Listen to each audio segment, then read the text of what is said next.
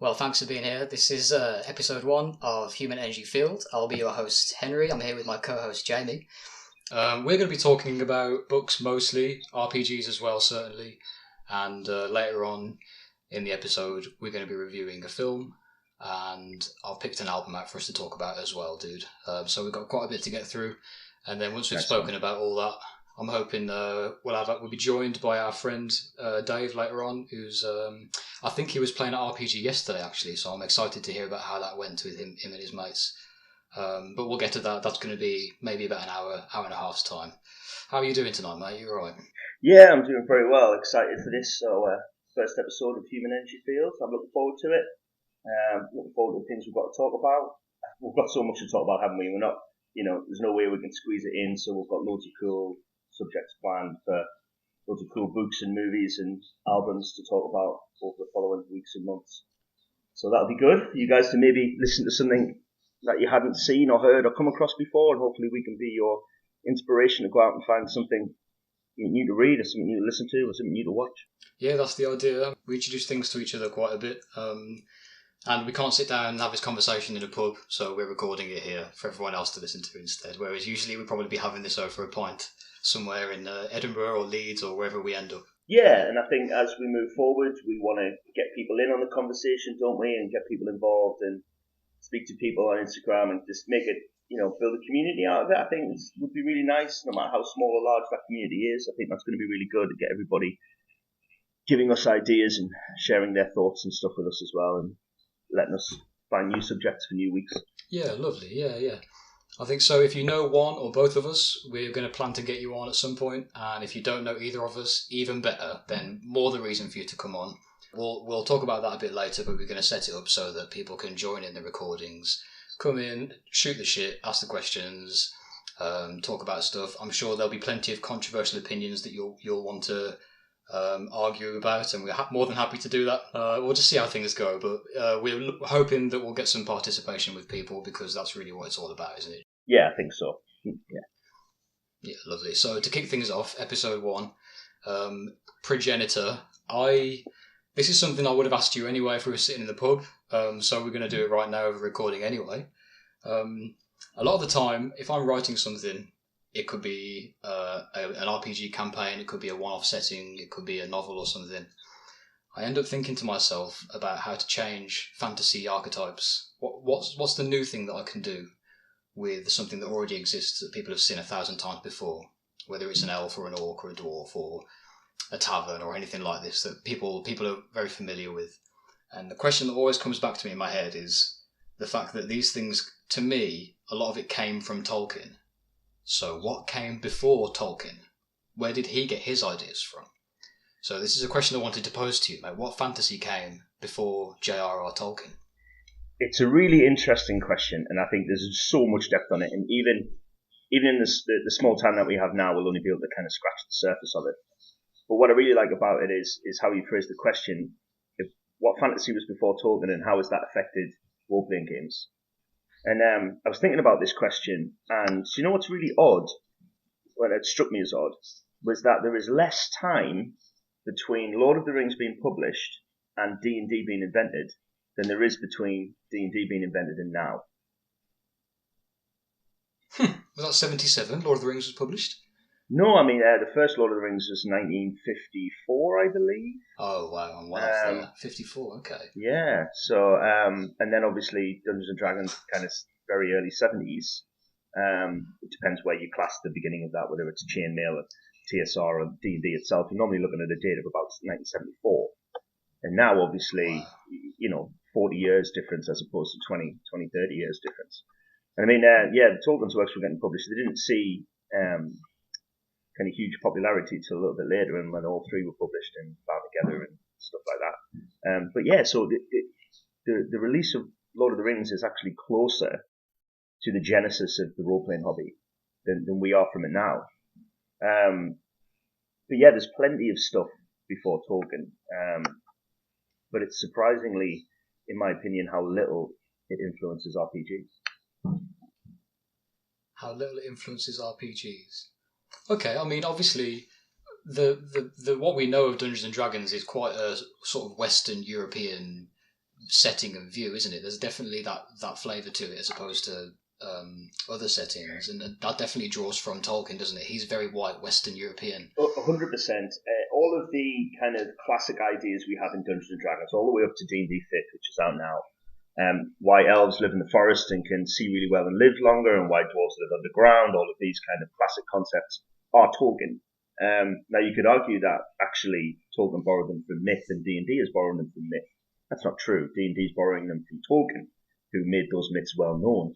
And the earlier back you go into the D&D books, back to the first edition, basic, whatever, the more Tolkien-esque the campaign settings are. And actually, D&D has moved away from that over time as it became its own subject matter, and the campaigns, worlds have grown out, and it's absorbed a lot of historical and different ideas. And we'll talk about one of those being Ravenloft, which is Gothic horror, which is pre-Tolkien. But I think in general, D&D is essentially Tolkien. And it's the same with Warhammer, which a lot of people obviously will be familiar with. So Warhammer, and therefore Warhammer Fantasy Roleplay, is pretty much Tolkien. Your concept of elves and dwarves and how they interact, and humans and the dark and orcs, all of this comes from Tolkien. Right, so where did he get it from? He must have drawn, obviously I think the idea of an elf living in the woods is older than the written word. People live in the woods and imagined elves were there when we were making fire with sticks, and there's sort of the spirit world has always been with us. But when did it coalesce into the elf with a capital E, if you like? When were people giving them names and putting stories to them? I think one of the things, and I mean, I don't confess to be a very, very well-read Tolkien scholar, but I've read enough that Tolkien's basic idea for Lord of the Rings was to create a cycle of stories that created myths for the British, or the Western Europeans particularly. And he felt that the British people didn't really have that saga of myth that some other countries did.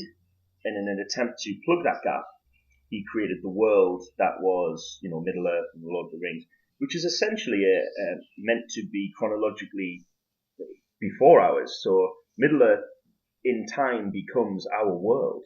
It isn't another fantasy world that is not connected to our world.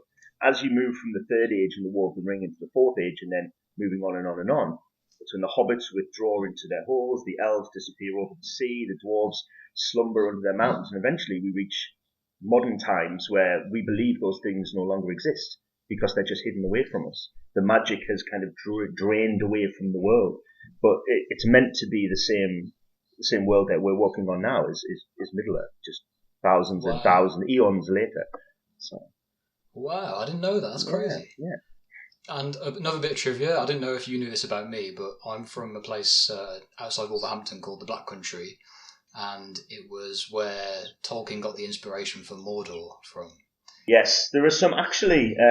We'll try and put the link in the show notes on Instagram or whatever. I'll put a link to a couple of YouTube videos, and they're quite old, but there's 3 long documentaries that were on television, I think back in the 80s, and they're still available on YouTube, which goes through a lot of the history of Tolkien and where he got his ideas from and stuff like that. And for anyone who's really into wanting to get a deeper background on Tolkien but doesn't want to get stuck into a lot of books, then these 3 documentaries are excellent. And we'll put a link up to them so people can check them out.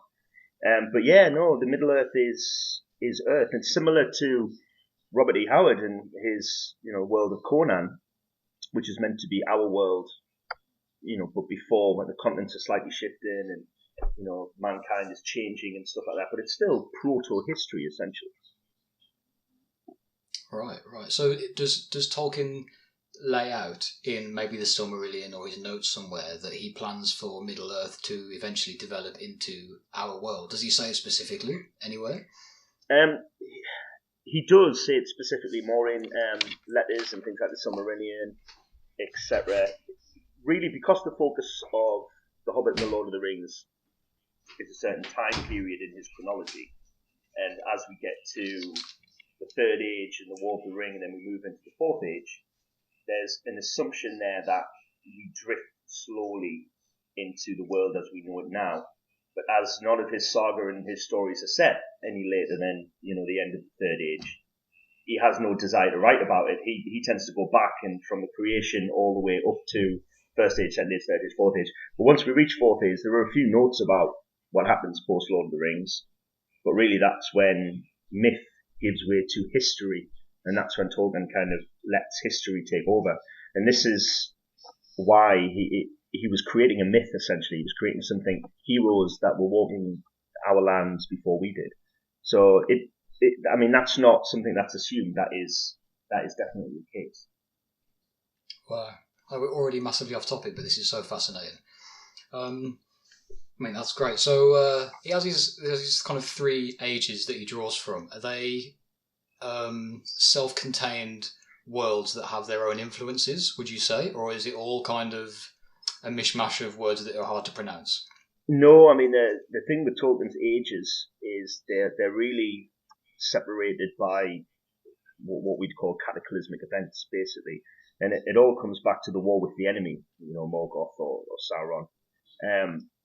So really, the ages are separated by that. So the movement from the Third Age to the Fourth Age comes straight after the finality of the War of the Ring and those events.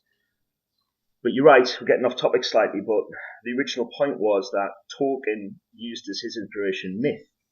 So even though that Dungeons and Dragons can claim to be referencing myth, what it's really doing is referencing myth through a Tolkien filter, essentially. Right. They're taking his idea of things, and that's what influenced them.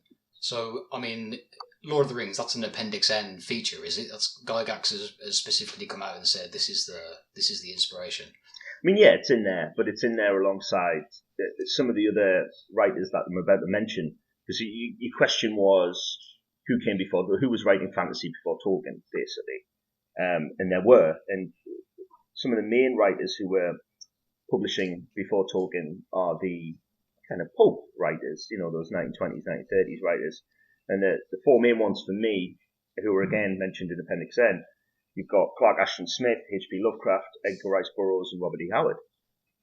Right, big names. Yeah, those are the big boys, publishing their stories in the likes of Weird Tales and the magazines that were really popular and widespread back in those days. So even though that Tolkien has a huge influence on D&D, and through that every kind of fantasy RPG post D&D, you can't take away the influence that those other writers have had on D&D and other writers and other games. Because obviously we have Call of Cthulhu, which is obviously directly from H.P. Lovecraft's work. We have Conan, directly from Robert E. Howard's work. We didn't have huge amounts of role-playing games based on Burroughs' work, weirdly, considering he was responsible for, the likes of Tarzan and John Carter from Mars. We do see them now, as a lot of games companies and writers and creators are going back to mine these ideas which are out there, untapped ideas. So we're seeing more of that now, but we hadn't really seen that before. Clark Ashton Smith isn't a name that has been mined a lot for role-playing games at all, really. He's very similar to Lovecraft, but not really as well known in gaming circles. But, maybe just because his works aren't quite as widespread and mainstream, I don't think. Yeah, these are all American writers that you're talking about, aren't they? Correct me if I'm wrong, are they all American names? I believe so. The only one that I'd have to go and check up if Edgar Rice Burroughs was American or not. I believe he was, yeah. Right, that's interesting, isn't it? So, do you think their prominence? Tolkien saw that their prominence, and he decided that it was sort of kick up the arse for him, and he was like, "All right, well, I've got to get my arse into gear, come up with some stuff myself." I don't know how much those writers would have influenced Tolkien, if I'm honest. And again, this would be a good question for the Tolkien scholar, but I think the kind of sword and sorcery and weird fiction that those guys were writing wouldn't really have had a huge effect. It doesn't appear to have had any huge effect on what Tolkien was writing. Tolkien was really drawing from his own font of knowledge and what he was studying, what he was learning. Like I say, his mythology, his ancient languages, his ancient history. Those were really the things that formed Tolkien's myth making. And it's entirely separate from the publications that came out the few decades beforehand, which I think were really drawing from something else entirely. I think it's more likely that Tolkien may have taken influence from somebody like Lord Dunsany rather than somebody like H.P. Lovecraft. And I could be wrong, and I'm sure Tolkien was well read enough to have picked up some of these. And actually, I would love to go away and find out what Tolkien thought of these kind of 20s pulp writers, if he had any opinion at all. Because it's very different to what him and his group of writers, C.S. Lewis, people like that, were creating. It's very different genres. So he must have got an idea for dwarves who live underground and cover gold. He must have got an idea for orcs from somewhere, and so I mean, are they his invention? Did he invent orcs? Where did orcs come from? There's his sort of staples, the things that we now take for granted, orcs and dwarves and elves and stuff, which feature so prominently in his world of Middle Earth. They must have come from somewhere. Yeah, well, they come from mythology. So Tolkien took these creatures, these races, dwarves and elves, and to a degree trolls. Orcs and Uruk-hai, once you start getting into there, become modifications and pure creations of Tolkien. So you have tree spirits, but you don't really have ents, so to speak, like you do in Middle Earth. Sure, you have dwarves and you have kind of goblins, etc. But you don't really have orcs and Uruk-hai in genuine myth. They tend to come through the filter of Tolkien, which is why orcs are so common in D&D, but they're a creation of Tolkien essentially, as are trolls, and giants and things like that all exist in old myth. So he really took those ideas from European myth. So, the idea of the dwarf and the boggin, the red cap and the elf, and, all the way back to the classic fairy stories basically is what he's drawing from. So it's not that Tolkien created the concept of elves and dwarfs as we know them, but he fashioned them into something that we understand and that we can kind of pin our thoughts on as to go, I know what an elf looks like, I know what an elf talks like, I know how to present one in a role-playing game. That's through Tolkien. And I think we're drifting away from that slightly as people are pushing back the borders of what they're using as an influence and going right back to myth and right back to history and stuff like that to take. And there's a lot of RPGs that are coming out now which take on, for instance, Norse mythology or Teutonic mythology, and they're going really outside of that Tolkien box, and they're going back to those original myths and dragging them into the modern day. And that's really when we're getting that now. But up until, say, the 90s, 2000s, we weren't really getting any of that. For the first 30, 35 years, 40 years nearly of the role-playing hobby, a lot of the fantasy was essentially through a Tolkien filter. Definitely. And that's in one of the reasons why I've posed this question in the first place, because if I'm producing something, let's say I'm writing a one-shot RPG for a night, and I've been asked to do it in Dungeons and Dragons, so that's my context, and I'm here trying to make something original. I always end up going back to Tolkien's idea of things as a base and be like, oh no, that's what you've been taught, but that's what I've been conditioned to think, is that this is what fantasy should be. But how can I get around this? What new things can I do? I think if you were having that situation, if you were going to write an adventure for a night back in the 70s when you were playing AD&D first edition, even in the 80s when you were playing second edition to a degree, I think you would have just basically gone to Tolkien and done dwarves and elves and all these kind of things. Sure, you would have Appendix N to kind of mess around with, but you would be looking at it from that Tolkien perspective. And I think we now in 2020 have so many more influences, and D&D has grown outside of its own box. And it did start to do that in the 90s and through the early 2000s. I mean, one of the things that I was going to mention was Dungeons & Dragons' creation of the whole Ravenloft campaign world, which is, by its very nature, Gothic horror, which existed before Tolkien.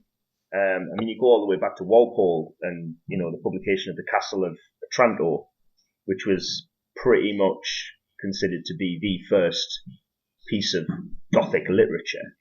And that is just Ravenloft through and through. So Dungeons and Dragons became something where it stretched itself out. It didn't remain, even though it started Tolkien, it didn't remain Tolkien. It went out and it embraced Gothic horror, then it started to embrace Scheherazades, 1001 Nights when it did Al-Kadeem, started to do Mastika, and in fact, you could maybe argue that the most Tolkien-esque of all of the campaign settings for Dungeons and Dragons was probably Forgotten Realms, because that was Europe through a European filter. Yeah, because that's very, very Tolkien-esque, even down to geography and everything. So, I mean, that was Ed Greenwood basically writing a Tolkien-esque campaign world for early D&D. But then you've got people like Arneson's Blackmore probably drawing on things more like H.P. Lovecraft and the Ancient Aliens and Chariots of the Gods and stuff like that. Because people think Dungeons and Dragons is kind of pure fantasy rather than kind of sword and sorcery fantasy. But if you really go back to its genesis, you'll find some really odd things, crashed spacecraft and robots and time travel and all sorts of weird stuff in the early games. And then it kind of narrowed its focus, if you will, late 70s, early 80s, 90s to become kind of more generic fantasy. But now it has split out, so D&D can cover all sorts of multitudes of worlds and themes and whatever, but it is still essentially, I would argue, at its core, a Tolkien-esque game. Yeah, it definitely leans more on the Forgotten Realms and that the comfortable fantasy setting that we know. But I think recently there's been a bit of a pushback against a lot of those archetypes because people have become more socially aware, and there's a lot of talk. I mean, I am not educated on this, so I don't know, but I've heard people talk about how certain fantasy races are maybe not the most politically correct, shall I say? You know what I'm referring to. There's a few different ones, but I know people are kind of rejecting the status quo of a lot of these presentations of these races because of the cultures they may have originally been inspired by. I'm not sure. Yeah, I think it's a tough one, and maybe this is a bit of a hot topic to go into on, episode 1. But I think there is definitely some value, of course, to looking at entertainment and literature and film and whatever, and being able to look at something now from a more cultured, enlightened view to see that something may be misguided. So I'm definitely not going to defend any publication or any kind of art that leans heavily on kind of cultural stereotypes or appropriation of any type, things like that. That being said, we would be cutting out a lot of classic fiction if we wanted to be really brutal. And if the last few years have taught us anything, then there are people who want to do a deep dive into the past and kind of make, some would argue, necessary incisions in order to kind of clean it up. But to keep it back to our subject, if you look at somebody like Robert E. Howard, who is publishing in the 20s, he was a product of his time, and the fiction that he wrote, particularly we'll speak about the Conan fiction, even though many people will know he did a lot more than that, but he's most well known, I would argue, for his Conan fiction, is not politically correct all of the time. Now, right. what do we do? Do we modify Conan stories so that they are more acceptable to the modern reader, or do we put a caveat on them and go, look, this guy wrote in the 20s, he had different values to you, but we're just going to leave it as it was written. I mean, you as the cultured, enlightened individual in 2020 should be able to see and discern what he has said that upsets you and move on from it. It's a really difficult decision what to do, because there's also a lot of argument on both sides about H.P. Lovecraft about whether he had anti-Semitic views and his views on primitive cultures. And really what you've got to put yourself in the mindset of a well-learned man in the 1920s, which is very difficult to do because that's 100 years ago. And to argue whether H.P. Lovecraft is prejudiced or not is really difficult. So maybe we should just, enjoy his fiction and take it for what it is, rather than go in and try and kind of cut bits out of it. And that's what's really difficult now about, people having issues with representations of cultures or pseudo-cultures in fantasy. I had an interesting conversation with somebody on Instagram a couple of months ago about Al-Kadeem. Now, Al-Kadeem is the Arabian setting for Dungeons and Dragons. It came out in the 90s, I believe, and it was an extension of the Forgotten Realms setting, but it was essentially 1001 Nights. It was flying carpets, it was, genies, it was all this kind of stuff. And it was great. And this... Yeah, cool. I love that. Yeah, it's brilliant. Cool. Yeah, really good. It spawned quite a lot of source books and a lot of box sets. It was very popular. Now, this person on Instagram was basically saying that they had gone back to Al-Kadeem and it now made them uncomfortable because it was a American kind of Hollywood representation of, you know, an Arabian culture, and it made, obviously took certain shortcuts and stereotypes and cliches and everything. Oh, yeah, I see that. Yeah, and it's hard not it's hard to disagree with that, because, you know, you want to promote, you know, a healthy ideal. But I went back to the books afterwards, after he'd said that and we had our conversation, because I was fairly certain, even reading them back then, the introduction to those books written by the guys at TSR was very heavy-handedly telling you, look, this is just a cinema version of the Middle East. This is just Hollywood. This has got more in common with Jason and the Argonauts and Clash of the Titans and that kind of stuff than it does with real life. If you want to learn anything, go to the library. And this is what's really good about all these early RPGs that people are starting to slag off. They told you to go to the library and do your research. But if you just want to play light, you know, it's like saying Robin Hood, you know, Errol Flynn, he didn't wear tights and sit in trees and shoot people and, you know, all this kind of nonsense. If you want to learn about, you know, 12th century Britain, you know, get some education, whether that's at the library or on the internet or whatever you want to do. Learn about that. If you want to present a really historical setting, then that's true. But if you just want to have a fun game, then there's no problem with Al-Kadeem as there is with Robin Hood, as there is with anything. Do you know what I mean? Conquistadors, or you name it. So yeah, I thought that was really interesting. I think there's maybe a bit too much of that now. People being a little oversensitive with things that actually aren't set out and do not cause offence, really, in my opinion. Okay, I mean, in the case of Al-Kadeem, it being an Arabic setting, if I wanted to know whether or not it was appropriate or not, I'd ask an Arabic person. I don't know. I would want to go to someone who knew. And with that in mind, actually, if you have that background and you're listening to this and you want to call in and you want to talk about your own ethnic background and how that affects role-playing games, please call in and talk to us. We'd love to hear from you. I would love to hear, you know, somebody who has had a background in that kind of area, in that geographical area, or, you know, grew up there or was born there, what they think about Kadeem. Yeah, that would be really interesting to know. But for me, I don't find it offensive, and I know that's easy for me to say. Yeah, you wouldn't, would you? Yeah, I wouldn't. But I can objectively not find it offensive, and that's the difference. I think I can tell the difference between reading a source book or a piece of literature that is offensive. You know when something's offensive. I believe so anyway. And I know there are shades of grey. Of course there are. But I think a lot of people are just straying too far over into the ultra sensitive element of it. And that is not that is not to say that we shouldn't be careful about what is printed and you know, the themes and values that we're putting out there. Of course we should. Now more than ever we should be very careful about what we're putting out there. But we have to know where the lines are drawn. That's all. You know, we have to just not push them too far, because otherwise, can only American writers then will only be able to write about America, and only Japanese writers can then only write about Japan, because to do so otherwise would be to break those rules. So I can never write a story set in Japan because I'm going to mess that up, right? Or I'm not going to get it right, or that becomes some sort of cultural appropriation. That's crazy. Nobody wants that. And that's the extreme example. Of course it is. But you know, that would be where you would get to eventually, where I can only set my games in, you know, modern northeast England. That's great, and I quite often do that. Don't get me wrong. some of the best games might have been in Newcastle, Sunderland, don't they? Let's be honest. I mean, it comes down to kind of the portrayal. I do like the fact that they, in a way, covered their own arses at the start of the book and said, "Look, this is a Hollywood version. This isn't. We're not putting this out there and saying this. You've got to take this seriously. We're aware that this is a kind of popcorn setting, in a way.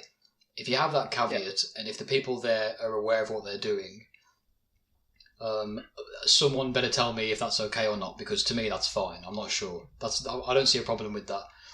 But then I know that there are also, like on my bookshelf next to me here, I've got the AD&D setting cardboard box for The Horde. Do you remember that?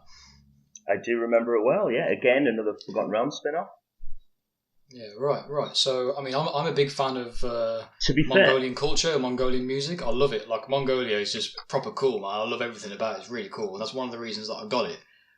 I would say, I know that box set really well, right? And I think... Right. And now you've said it's Mongolian. I think that's great. For anyone listening, you know, what is the Horde? It was a Forgotten Realms expansion produced by TSR in the 90s, which basically dealt with Mongolia all the way up to basically China, where the Oriental campaign setting Karatur met the Horde. The Horde was almost like a middle point between the realms and Karatur. So, that whole Silk Road, Mongolian steppes idea.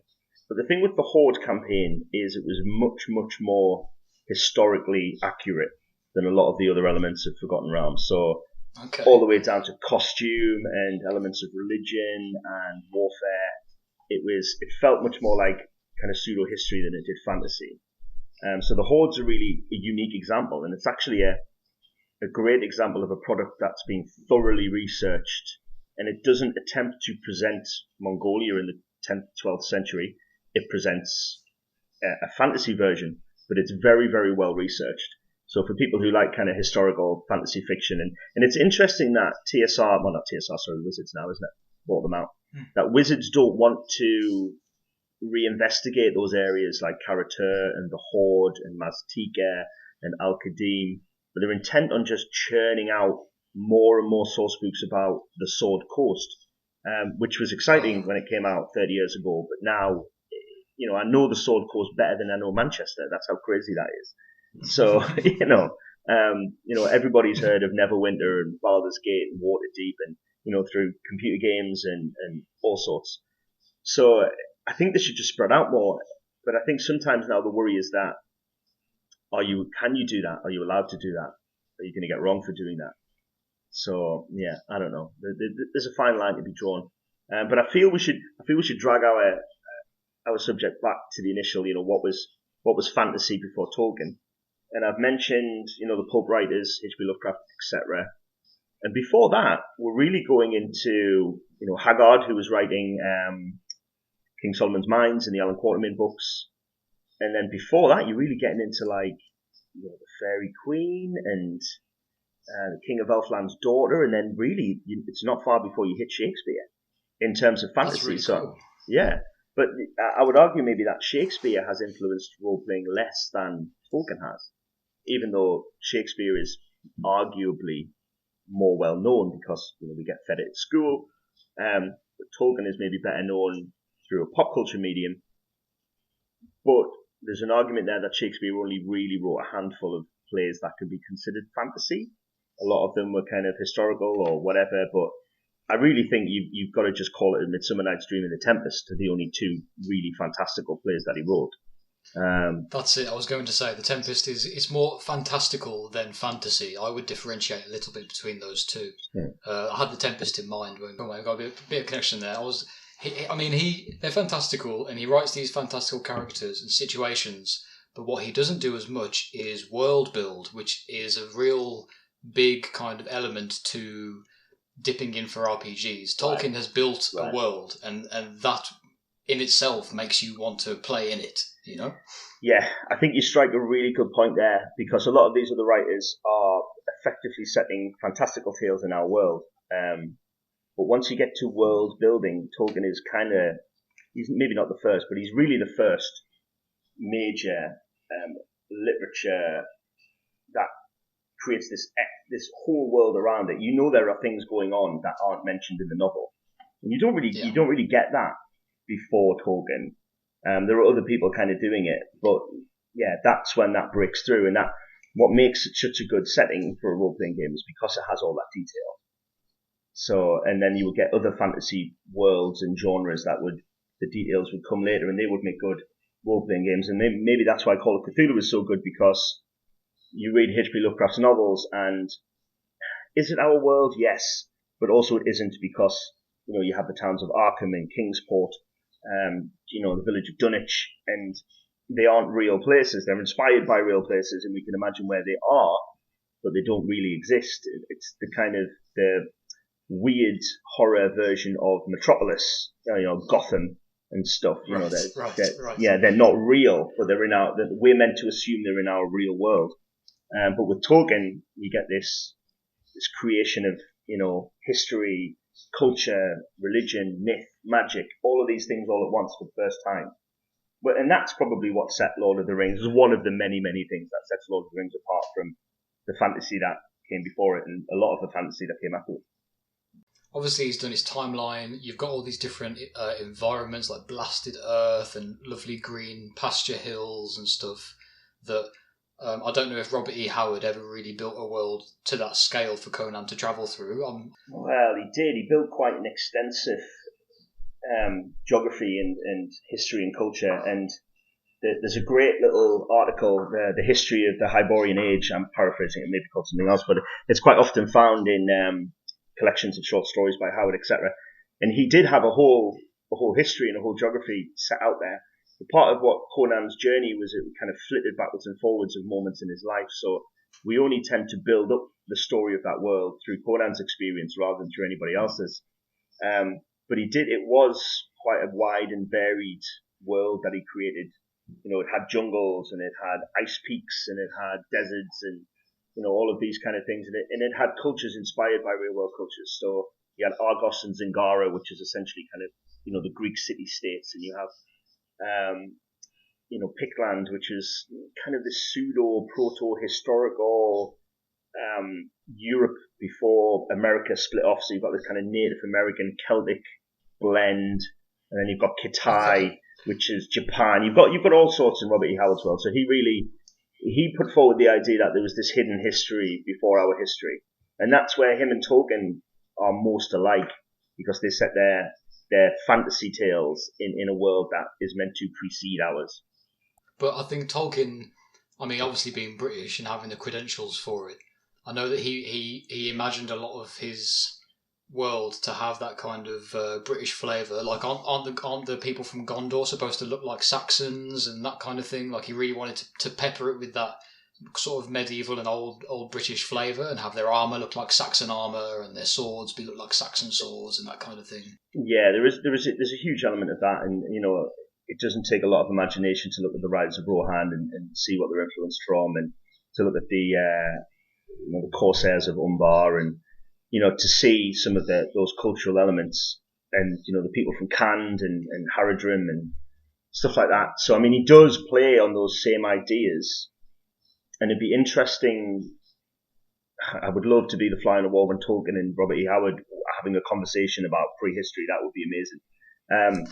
Because they employ some of the same techniques. They kind of take the cultural aspects that we know of, the historical cultural aspects, and they drag them back eons and provide for what is supposed to be a kind of genesis of those. So, for instance, we get, to mention, you know, the Rise of Rohan, we get kind of Northmen and Vikings and all that kind of stuff, and afterwards, because they came out of that culture.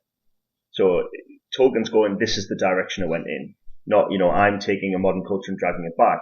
That these more modern cultures are only there because there are these kind of proto-cultures which Robert E. Howard created and then Tolkien created.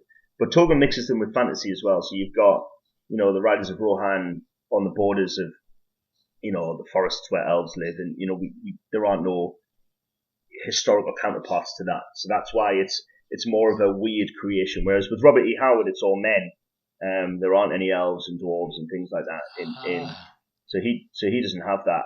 So that gives it more of a kind of realistic, but I mean, you know, more of a real earth feel. And that's the thing with magic in Robert E. Howard's worlds of Conan is very few and far between. Also because we see everything through Conan's kind of eyes and experiences, and he distrusts magic, you could argue that we don't get to see a lot of the magic that's floating around in Conan's world because he doesn't want to deal with it. But it is undoubtedly there. You know, you've got your demons and, you know, your magic curses and Frothamon and all this kind of stuff. So it exists, but it's far more in the background than it is in Tolkien. And saying that, I mean, it's interesting to look at Tolkien's background and see how it's quite low on magic. So you don't have magic users, you don't really have wizards. Well, you do, but you only have 5. And, you know, we only see 2, or 3, sorry. So we see Saruman, Radagast, and Gandalf. They're the only wizards that exist. We don't really have spellcasters per se in Middle-earth at that time.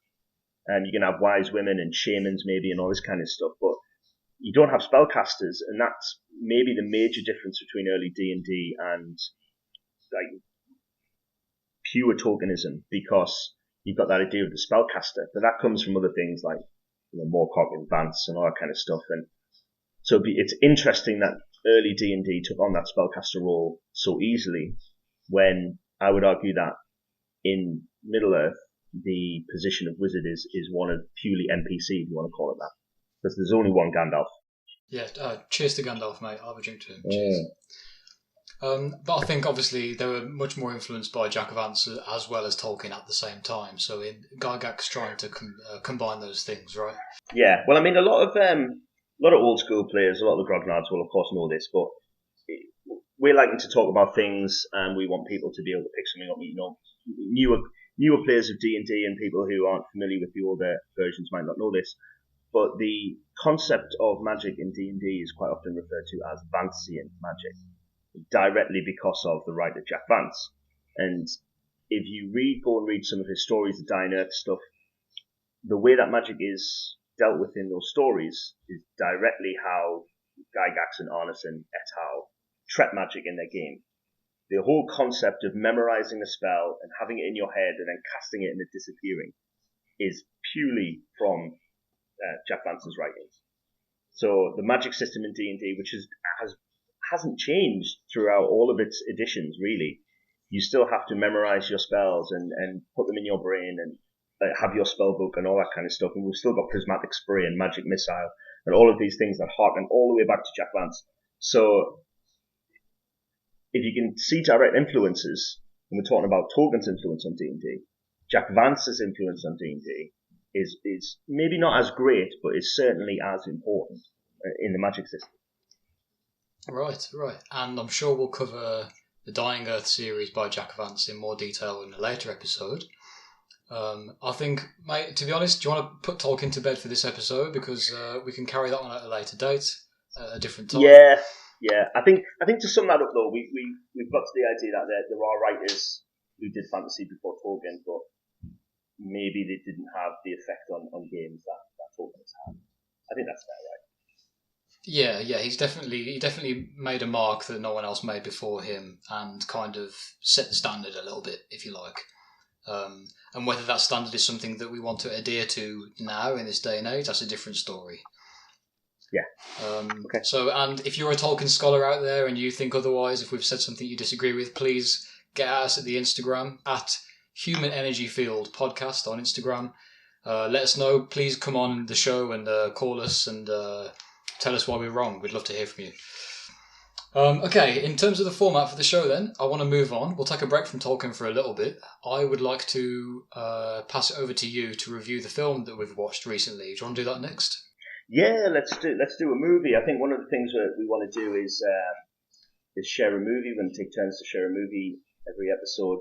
And I actually just watched this movie very recently. When we were recording this, we're just past Halloween 2020. And I took the opportunity, with it being the time of year that it is, to watch for the first time The Colour Out of Space, starring Nicolas Cage, which is of course based on the H.P. Lovecraft story of the same name. Have you seen this yet, Henry? Or when we first spoke about it, you hadn't seen it. I don't know, have you watched it since we last spoke? Yep, since you mentioned it, I have torrented it and watched it. Yes, I'm up to date. I'm informed. Okay, so many people may have seen this, many people may not have done, but I'll kind of set the scene for what it is. The Colour Out of Space, as I've said, it's based on a H.P. Lovecraft short story, which was written by the writer back in the 20s. However, the movie drags the setting up to the modern day. Nicolas Cage plays the father of a family who have taken on his dead father's farmstead in kind of Lovecraft country. And there's some lovely nods to the fact that the film does take place in Lovecraft country, Arkham and Miskatonic, etc. Yeah, there's some great nods. And we'll mention some of those little kind of fan Easter eggs. But essentially, and I think we can, we're obviously going to talk about this film. Spoiler alerts are out there. We'll try not to do too deep spoilers, but I mean, the story's been out there, so if you're going to listen to this, we're going to give some stuff away. However, what I will say is that the book and the film take kind of different routes to get to a similar ending. So it's not that if you've read the story, you're not going to get exactly the same feel from the book and vice versa. For me, I really enjoyed it. I took it for what it was. It's very short. I think it runs about 83 minutes. I think Cage is on form. I think there's some great effects, and I think they use animatronics to good effect. There's a bit of CGI. But really the biggest plus for me is I think Cage can often be accused of taking some roles less seriously than others. And obviously he's done some roles that aren't that serious. We're talking about the guy who's done, Ghost Rider. So to me, I think he plays a great role in The Colour Out of Space. So we'll start with how you found Cage's performance in it, because to me I thought it was excellent. Okay, I mean, I'll preface this by saying Nicolas Cage, in my view, is the jazz musician of American actors. I think he's got an approach to the craft of acting that no one else really has tried to do, and he's very, very freeform with his emotions, and it doesn't always go right, but when it does, he hits those notes that no one else gets. So I am a fan of Nicolas Cage overall. I do appreciate his work, his craft. This film, I thought it was almost like, in terms of giving him acting directions, it was almost like he had 3 different directors for the 3 different acts of the film. I found Nicolas Cage in the first act, I found him very boring, and I was waiting for the cage to be released. And then by the end, by the last act, it's like he'd opened up the throttle, the director had told him to go absolutely nuts, and he was in full Nicolas Cage form. But the middle act, the second act, I felt like he wasn't being directed at all. It was almost like no one had told him what his character's motivation was. I found his voice was changing, his motivation seemed to be changing back and forth. He was very kind of mismanaged for me, the Cage in this film. I think you strike on something that's really poignant, actually, because the film does have these acts, and because of the events that happen, it's basically, an asteroid falls to the ground in the garden of the family home, and odd things begin to happen. Drama and horror ensue. And at the very beginning, we have a basic, if not dysfunctional, family where Cage is playing quite a straight role, but still plays it with flair, I think. He plays the kind of drunk house husband to a degree.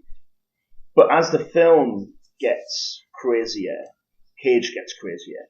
And I kind of see what you're saying about the middle of the film, but it really ramps up towards the end, and it gets to the point of almost, and some people maybe will put the film down because of this, it almost reaches farce at the end.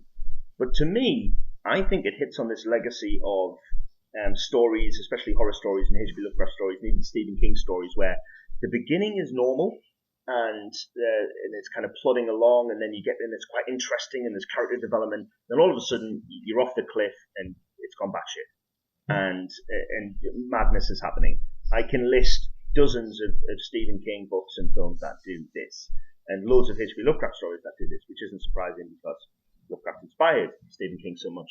But you see a lot of that in The Colour Out of Space, which makes me think it was kind of controlled by people who really have a love of this genre, this mini genre within a genre. It's gone crazy at the end, and it's almost got that kind of lone survivor, and it's got all this kind of stuff, these kind of classics. I really loved it, and I don't think Nicolas Cage is as weak in the middle as he kind of painting him out to be, because I think there's a certain element of confusion that is happening in the middle of the film, and I felt like as an audience member, I was going, right, this is all getting a bit silly. But then the people in the movie as characters are also saying, this is getting a bit silly. So I feel like there's a connection there. Like, they were also questioning the fact that this made no sense. So I quite like that. And then by the time you get Cage has gone to the dark side, for want of a better word, right. I think you're right.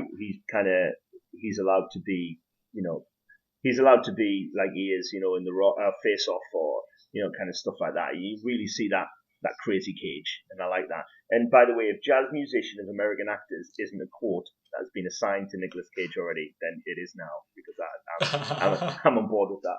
So he is right. I'm sure I heard it from somewhere. I won't take credit for it, just in case someone else has already said it.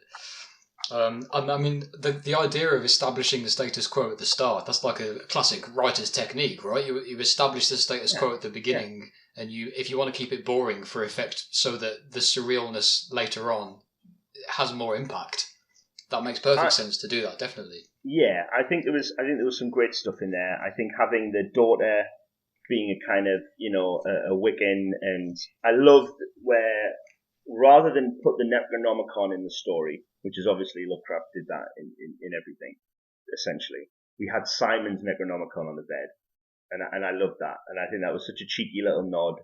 And at one point, when she's the daughter is kind of preparing herself to defend herself against the evils, I thought she was going to draw an elder sign on herself, and the fact that she didn't upset me a little bit. I think they could have done that. But yeah, we see, talking about these nods that I mentioned at the beginning, we get a lot of these little visual Easter eggs that remind the viewer that we are living in Lovecraft country. So there's a lovely little bit where the weather report is happening in the background, and they mention Arkham and Kingsport, and I think that's really cool. The kid who is the hydrologist is wearing a Miskatonic University t-shirt all the way through. But what's really cool is he's wearing it under a jacket so that you can only see the center of the logo. So if you know, which I love, rather than him scene one takes it off so we can all see Miskatonic University. So there's this kind of cheesy little nods that this is firmly in Lovecraft country. But I love it because of that, and I think anyone who maybe comes into the movie wanting to take it too seriously, I think is going to be disappointed. I think maybe if you come out of watching something like Mandy and then you go and watch Color Out of Space, I think you're just going to be like, nah, this is not for me. This is childish or whatever. Yeah, okay, yeah, you know what I mean. Yeah. I just think a lot of people who may have, that might be the last thing they've seen him in, and so they go to Color Out of Space thinking that are we going to get more of the same. And in some ways you are, because you're getting a real visual treat, in my opinion. You're getting a real, it's really odd. It's very cosmic. And I love that because of it. And it becomes dreamlike in places. I don't feel it ever really strays into what I'd call true horror. But it is a supernatural tale for certain. Yeah, I mean, there's a bit of body horror by definition in there. There's a lot of kind of flesh and blood and gore, but the idea, the emotion of horror is only kind of evoked by the characters being, waking up in strange places or not understanding what's happening to them, or, I mean, there's that fucking bit where the fucking mom and the little kid, that's fucking, I'm not going to forget that anytime soon, you know what I mean? That's horrible. And yeah, it is horrible, and I wish they'd kept that a little bit more in shadow, because I think the concept is really gruesome. And it reminds me of kind of John Carpenter's Thing, but I think because they overused it and they shot it in very kind of bright light, you could see everything. I felt it was maybe losing a bit of its horror, and it almost in places made me want to chuckle, which I know is not the response that you want, which is maybe why I'm accusing it of not being kind of true horror. But you're right, there are horror elements there. There's body horror, and there was blood and gore and galore at the end. So yeah, there's plenty there. I think for the H.P. Lovecraft aficionado, I would say that it ticks a lot of boxes. I think for the regular cinematic horror fan who isn't necessarily a Lovecraft fan, I think it can fall short, and I think maybe that's where it divides opinion. I could be wrong, and again, as you said before, this is something where please come and share your opinion with us. You may hate it or love it. Tell us what you thought about Color Out of Space. But so I mean, I hate reducing things to a score out of 10, but I'm going to do it. But and do you know why? Because I just think it says I can encompass a lot of different thought patterns and a lot of I can love bits, I can love this, and I can hate this and whatever. But I think, to me, one of the values of doing an out of 10 is, I think something over 7.5. as a book or a movie or whatever is worth checking out. So if somebody tells me something is 7.5, I'll go and watch it. If somebody tells me something's a fucking 6, I'm not bothered. Right. So to me, Color Out of Space is a firm 7.5. It's on that borderline of, you should watch it. I'm not going to tell you you'll love it, but I'm going to tell you should watch it because it's worth watching. I don't know Yeah, what. okay. I Don't know like where that. you would. Where are you going to put it? I'm going to force you to give it a score out of 10 as well. Ooh, gun to my head. Cosmic horror to my head. I would have to say I'd probably say a 7 or a 6.5 or something like that. If I can do a pitchfork, 6.8. I think there were some bits that I really enjoyed in the first act when the youngest kid gets blasted in the face by the light or whatever. When the shit starts happening to the youngest kid, there's this one scene where the family are fussing over him and worrying about him, and he's sitting on the sofa, and it's quite early on in the film, but there's the camera. It starts with this really wide frame, and the whole family's in shot, and they're in the living room, and the youngest kid's on the sofa. And this camera just dollies in slowly towards this kid, and all the family's running around, and the mom's sitting next to him, and it pushes and pushes in and pushes in on his face. And it felt to me like a stage play. I felt like I was watching a theatre performance on a stage, and it ends with the camera right up in his face, and Nicolas Cage is there in the foreground drinking his whiskey. The composition of some of the shots was lovely. I know Richard Stanley is the director, and he's done some other quite classic films, but I mean, there were those standout moments to me.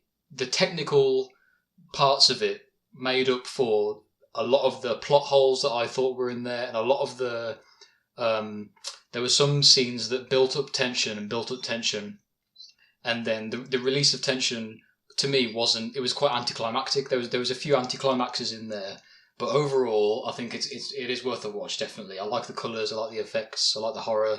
Nicolas Cage, man, you've got to watch Cage, haven't you? You've got to watch the Cage. Yeah, I think you make a good point there with the stage play, because I never thought about it like this before. Because so much of the action takes place, in the kitchen or the living room or the house itself. I think it could be adapted to a very successful stage play with a kind Absolutely. of a very small cast of actors, because so much of what happens is kind of, whether it's happening in the yard outside, could be done with like lights and people talking about stuff coming in. I think it would really work as a stage play, and I totally see where you're coming from with that idea. And there's so many of these set pieces in the movie that take place, in the same location, especially near the end where Nicolas Cage is talking to the police officer, and he's saying, "Look, my family's all sitting here." And I think it's weird and wonderful, because it harkens back to something that didn't really make a lot of sense earlier on, and then it kind of comes full circle with it, and there's a little bit of payoff there, and yeah, I think that would totally work as a stage play. I think that's man. Because the idea of I don't know if the idea, but at least my idea of Lovecraftian horror is the unknown. Yeah. And what better way to convey the unknown than by having actors on a stage talk about it, but you never see it as a audience member. Yeah, and I think actually, if anything, that's part of the Colour Out of Space's major flaw, is that in the movie is that you see too much. So yes, I think if you agreed. saw less, it would be more successful. And yeah, that would harken back to the kind of Lovecraft in its genesis. So, I mean, overall, that gets a human energy field rating of, I'm not going to do the average, but it's about 7, right? So we're going to say gets about. Yeah. I'm just over 7. For anyone who wants to do the maths between 7.5 and 6.8 as an average, quickly, I don't know what's that. Yeah, whatever. Say 71 point something. It's like the US election all over again. So yeah, there you go. But yeah, it gets a rough 7 from the human energy field. So yeah, absolutely. Worth a watch. Go and watch it. Come on, tell us what you think if you've already seen it. Tell us if we're wrong, and tell us why it stinks if it stinks, and tell us why it's the best film ever if it is. Yeah, please come on, dispute our opinions. Yeah, We'd love to hear from you guys. It's totally okay for you to be wrong, so it's fine. All right, moving on from the film review. I appreciate that, mate. So next episode, I will bring a film for us to talk about. All right. So I promise I'll come up with something good. But for now, I have got a music release that I want to introduce you to. Okay, don't you? This is. It'll be your turn next. How much do you know about Dungeon Synth, mate? Do you know what? Right, very little. I'm reasonably active on Instagram. I follow a lot of gaming accounts that kind of mention it and take pictures of it and whatever. And never have it got to the point of ordering any or listening to any. So I'm a Dungeon Synth newbie. So I've specifically picked one of my favourite Dungeon Synth releases because it is Tolkien themed. Can I stop you before we move on, because I think it might be valuable for some other people. It's definitely going to be valuable for me. Define for me dungeon synth. Okay, dungeon synth was it began as kind of dark ambient, dark medieval synth music in the late 80s, early 90s. A lot of people see Mortis as the kind of father of dungeon synth. Early Mortis, the Mortis who was in Emperor, as well as bands like Summoning and Birdsum, early Birdsum. It's kind of defined as very low budget ambient music where there might not be so many instruments. A lot of the dungeon synth acts are one-man bands or one-person bands, if you like. They take the same aesthetics and kind of themes from black metal or death metal. It's basically, imagine if the intro to a black metal album was a full-length album in itself. Right. Is essentially dungeon synth. I think the origins will be Norwegian somewhere. People like Mortis kind of started the genre off, maybe inadvertently. It's since spread all over the Western world, at least, and especially in recent years, has seen a kind of a resurgence, and it's really grown out and expanded in a lot of ways. But if I had to define it, it would be moody, ambient synth music. That's usually quite slow tempo, quite down tempo, okay. And is meant to evoke an atmosphere more than tell a story. So perfect for RPGs, absolutely perfect. Right. Okay. So I mean, it's great. I'll send you some stuff later on. Dungeon synth. It's since expanded from its beginnings, and now there's a lot of different subgenres. As with all kind of metal offshoots, there's like 1,000 different subgenres. Right. I mean, I'm a Spotify guy, so is this the kind of thing I can find on Spotify, or do I have to buy like a cassette? I have not looked on Spotify for Dungeon Synth. I can tell you there's a lot of it on YouTube. It's right, okay. all over YouTube. Right, okay. Cool. But yes, the releases are mostly cassette, and there's a few CDs and vinyls as well. Alright, okay, interesting. So I mean, it's a great genre, man. It's very evocative. If you want to set a mood for something, the first place I go to is Dungeon Synth for mood setting and for atmospheric kind of effects. It's great for that. So this release, this release, it is by a one-man artist who releases music under the name Thangorodrim. Okay. What's your Silmarillion trivia like? Do you know what Thangorodrim is? Oh, you're really testing me now. No, I'm going to just say no, because I'm going to guess and embarrass myself. So it's probably some sort of weird worm or ancient drake or something, is it? I don't know, or some place. I don't know. You're right with some place. I've done a bit of research for this. Thangorodrim was three mountains together, I think, in the Second Age or something. Right. I should have guessed that because Oro from Oroduin. I should have guessed that from the Sindar Noldorian. Yeah, but there you go. So we've got Tolkien fans screaming at us down the earbuds. He releases music under Thangorodrim. He's actually from the US. He's from a little town called Prescott in Arizona. Okay, cool.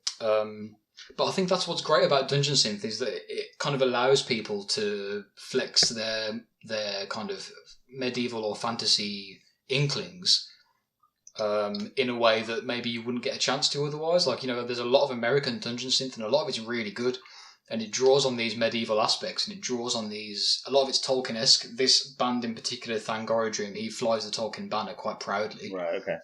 But they're all Yanks, Okay, yeah. So it's kind of a gateway into what would be considered maybe British history, The release itself was a 2016 full-length called Dagor Bragalok, which I believe was a battle of some kind that Tolkien wrote about. So, all the names, the song names and everything, it's all Tolkien, you see.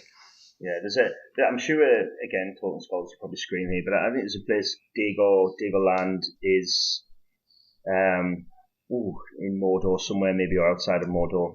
and it's all became marshland, etc. That Frodo and them went through later.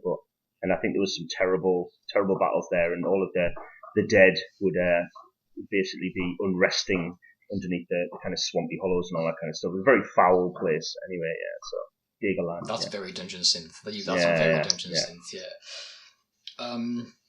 So I mean, the guy who makes this music, he's a real hardcore Tolkien fan. Like, his all the albums that he's released have these kind of Tolkien themes to them, and he uses a lot of the black metal aesthetic. Do you know what? Well. We should see if we can get him on to talk to us. That's what we're going to do. That'd be amazing. That'd be amazing. Yeah, he's on our list. I put him on the list. So there you go. I've written him on the Human Energy Field list. Thangorodrim, yeah. Nice. We're going to hit you up, Thangorodrim, if you're listening. yeah. Of course he's listening. Yeah. Now I know some of these releases actually do have words. They do have lyrics, but most of it's instrumental. I should point out, I suppose. Yeah. And when there are lyrics, they're far too incoherent. You can't understand a word anyone's saying. It's all kind of these drawn out, long tones, loads of fuzz. One of the appeals of Dungeon Synth is that it either is or is meant to sound like it was recorded in the shittiest studio ever. Is there any point in words if you can't hear them? I know that's a bigger subject, but I mean, you just said you can't make out the words. What's the point then? Yes, voice is an instrument just like anything else. Okay. Definitive yes to that. Accepted, move on. Appreciate that, mate.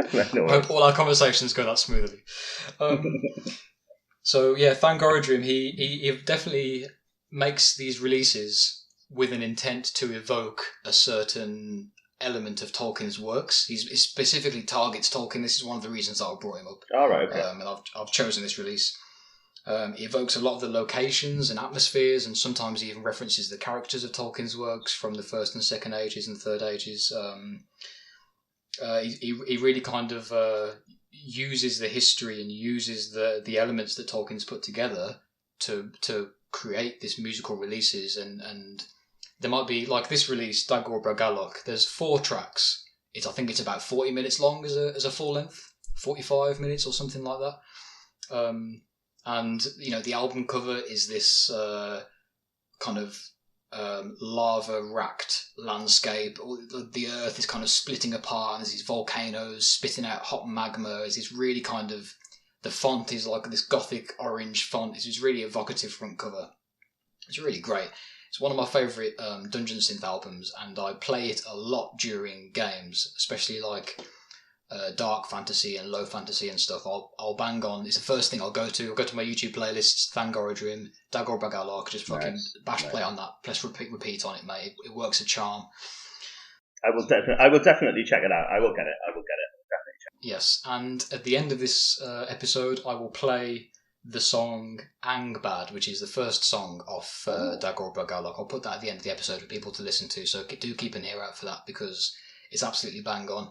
And I'll check him out if he's got an Instagram or anything. We'll put a link as well in the show notes. So yeah, well, a lot of Dungeon Synth artists do. Thangorodrim himself is quite famously mysterious. I think it's on purpose. He's one of these artists that decided that mystery is an element to his public face. So he does have a Bandcamp. He's put out releases with 2 record labels. He's done Out of Season Records. Out of Season Records are from Maine in America, and they do a lot of black metal and dark ambient stuff as well. They're really good. So check out of Season Records. And he's also put out some cassettes and stuff with Davil Forced Records. They do vinyls and CD releases too. So he's got quite a bit of stuff out there, different labels. Cool. He has done quite a bit. But it's just the sort of the defining sound of Dungeon Synth is these long kind of like MIDI sound effects, and maybe one drum machine in the back somewhere that's maybe fast asleep and wakes up every 30 minutes to play a snare track and then goes back to sleep again. Really slow, slothy kind of very ambient. It's very easy to talk over and to run a game over, for example, or to have in the background or something. It's more evocative than meant to be a centerpiece. Right. But it appeals to me because this release is from 2016 and it sounds like it could have come from 1991. Right. The way it's put together, I think that's part of the staple of the genre. Yeah, I was just about to say, is that part of the appeal of Dungeon Synth? Is it almost kind of nostalgic in its approach? Is it kind of timeless? It's nostalgic in its approach, both musically and technically, because they will use old drum machines and use old synth modulators. Cool. Right, okay. And a lot of the releases are on cassette, as you said earlier. It's a big thing to put out your music on cassette with Dungeon Synth. So again, you've got that kind of harken back to the nostalgic age. So you're really embracing that entire genre, that time capsule thing almost. Yeah, that's cool. I get that. Absolutely. One of my favourite Dungeon Synth artists who I'm absolutely going to mention on another episode in more detail is a gentleman by the name of Jim Kirkwood, who, in my mind, might end up being your favourite Dungeon Synth artist as well. Okay. Cool. He's from the UK, and his his discography is absolutely insanely large, and he's done all this stuff. It's like pagan, and then he had a Christian phase, and went back to being pagan again, and all these little microcosmic worlds that he puts onto these cassette tapes, and he just makes this stuff together. So check out Jim Kirkwood. That sounds check great. out Thank Yeah. Really, it's like, if I'm going to run a game and I'm looking for music, the first place I go to is Dungeon Synth stuff. That's that. Before I type in generic fantasy tavern music into YouTube, I type in Dungeon Synth instead, and I try and pull up some Dungeon Synth. I know we're going off. We're going to do it off topic here again, but I just think background music's so important to running a session as well. And I remember, obviously, when I was younger and first getting into games, and I probably didn't do, soundtracks and stuff like that. And it's so hard because you want to try and match up to what you're doing, but background music is so integral to setting that theme, that mood. And I've done it obviously more recently. If you're going to play a game in the 80s, put on some 80s music. It's Dark Ages, Gregorian chant, or whatever it happens to be. And I just think, because we are multi-sensory beings, isn't it? It takes us to a different place entirely, and it's interesting to hear that. There must be a lot of gamers using Dungeon Synth as background. Then you would think. Do you think there's a lot of crossover between Dungeon Synth artists and gamers? Do you think a lot of them are gamers, or do you just think they're interested in kind of fantasy and history and mythology and Or I know you don't know the answer, but I mean, what do you think? Yeah, there is definitely a crossover, 100%. A lot of at least in the 90s, a lot of the artists who were releasing stuff on cassettes would have maybe, some of the art, the art cover is like a mace or two swords crossed and stuff, so they've got the fantasy thing down. Yeah. There is a modern Dungeon Synth artist, I believe, called Knoll, Gnoll. All right, okay. Knoll's cassettes, when you buy the cassette, you open it up, it's got a little dungeon map in it. It's got a little adventure for you to go on to the music and stuff like that. So there's 100% a crossover that exists. That's good, because sometimes I think are these two things that don't quite meet in the Venn diagram, or is there like a huge crossover? But because I haven't looked in a lot of the inlays and stuff like that, you don't know. Because I remember listening to old bands back in the day, prog bands and stuff like that, mention certain fantasy writers, maybe even Tolkien, and you just think, are they just kind of slightly referencing this, or are they like fully into it? And it's hard to tell, but I guess from what you're saying with this Dungeon Synth thing, there's a much heavier crossover. Yeah, absolutely. It seems almost too close for there to not be a crossover. Like the certainty must be there, Yeah. Definitely. And it's the first thing I'll do if I'm going to run a game somewhere. I've been asked to come and run a game at a friend's house or whatever it might be. I'll get there. While I'm setting up, the first thing I'll do is play Dungeon Synth, even before the players are sitting at the table. When people are still pouring drinks and the character sheets aren't out yet, I'll just put Dungeon Synth on. It absolutely sets the mood from the off. I found, even if you're not playing music through your session, having a theme tune for your game is so important. And I read this in articles years ago in gaming magazines, and it's something that I've used a lot. and you really have to kind of use it in person. I know, especially nowadays, we're living in a world where we're doing a lot of online gaming and stuff like that. But when you get a place around the table, what I used to do was have a certain song, which meant this is the start of the game, and I would pick a song that kind of encapsulated the mood that I wanted to get across. And everybody knew in the room or whatever who was milling about talking. The minute I started putting that song on, that was almost like the credits rolling. And then by the time the song would finish, we would kind of time in. And I'm running a vampire game online at the minute, and I'm using David Bowie's Cat People as a tune. And I send that out over our group's WhatsApp conversation for them to listen to kind of 5 minutes before we all log on to kind of get into that headset. And I used to run a changeling game where I used Black Hole Sun, and I think you can just, if you pick a particular, so just cool tunes, really iconic tunes, you can just pick random ones. I've done it loads, but I think sometimes when you have this song that you play, it almost, and it only works once you do it like every session. Because the first session, people aren't really paying attention. The second session, they're going, oh, that song again, right at the beginning, that's cool. And then by the time you get to like session 4, session 5, session 6, they're like, oh, song's on. Do you know what I mean? Like, right, get my dice ready, get my pen out, make sure my hit points from last session are up to date and all that kind of stuff. And I really like that because then you can play music afterwards. But Dungeon Synth really sounds like, I'm going to have to check it out because it really sounds like that kind of thing that I can play continuously in the background through a session. Yeah, so, because I always worry about playing a lot of music through a session overtly, because my concern was always, right, I go into a light-hearted element and there's some dark shit happening on the track, or I go to a battle scene and there's some jester song happening. You know what I mean? Some real kind of cross purpose going on, and you can't really control that. And again, I remember reading articles in like old Dragon magazines and White Dwarfs and everything, going, this track would be great for a battle scene. And I can just imagine somebody in the early 80s with this little kind of CD player or whatever, furiously skipping tracks because the barbarians kicked off. Do you know what I mean? I need to move to a battle scene. Do you know what I mean? Like, hang on everyone, don't roll initiative yet. I've got to hit, track 16. So, and I've got to just repeat it because it's only, 6 minutes long. And D&D combats take forever. So, yeah, I can't imagine that. Whereas something that you can just put on and provides ambience is much more attractive to me as a game background than something that kind of takes too much attention to listen to.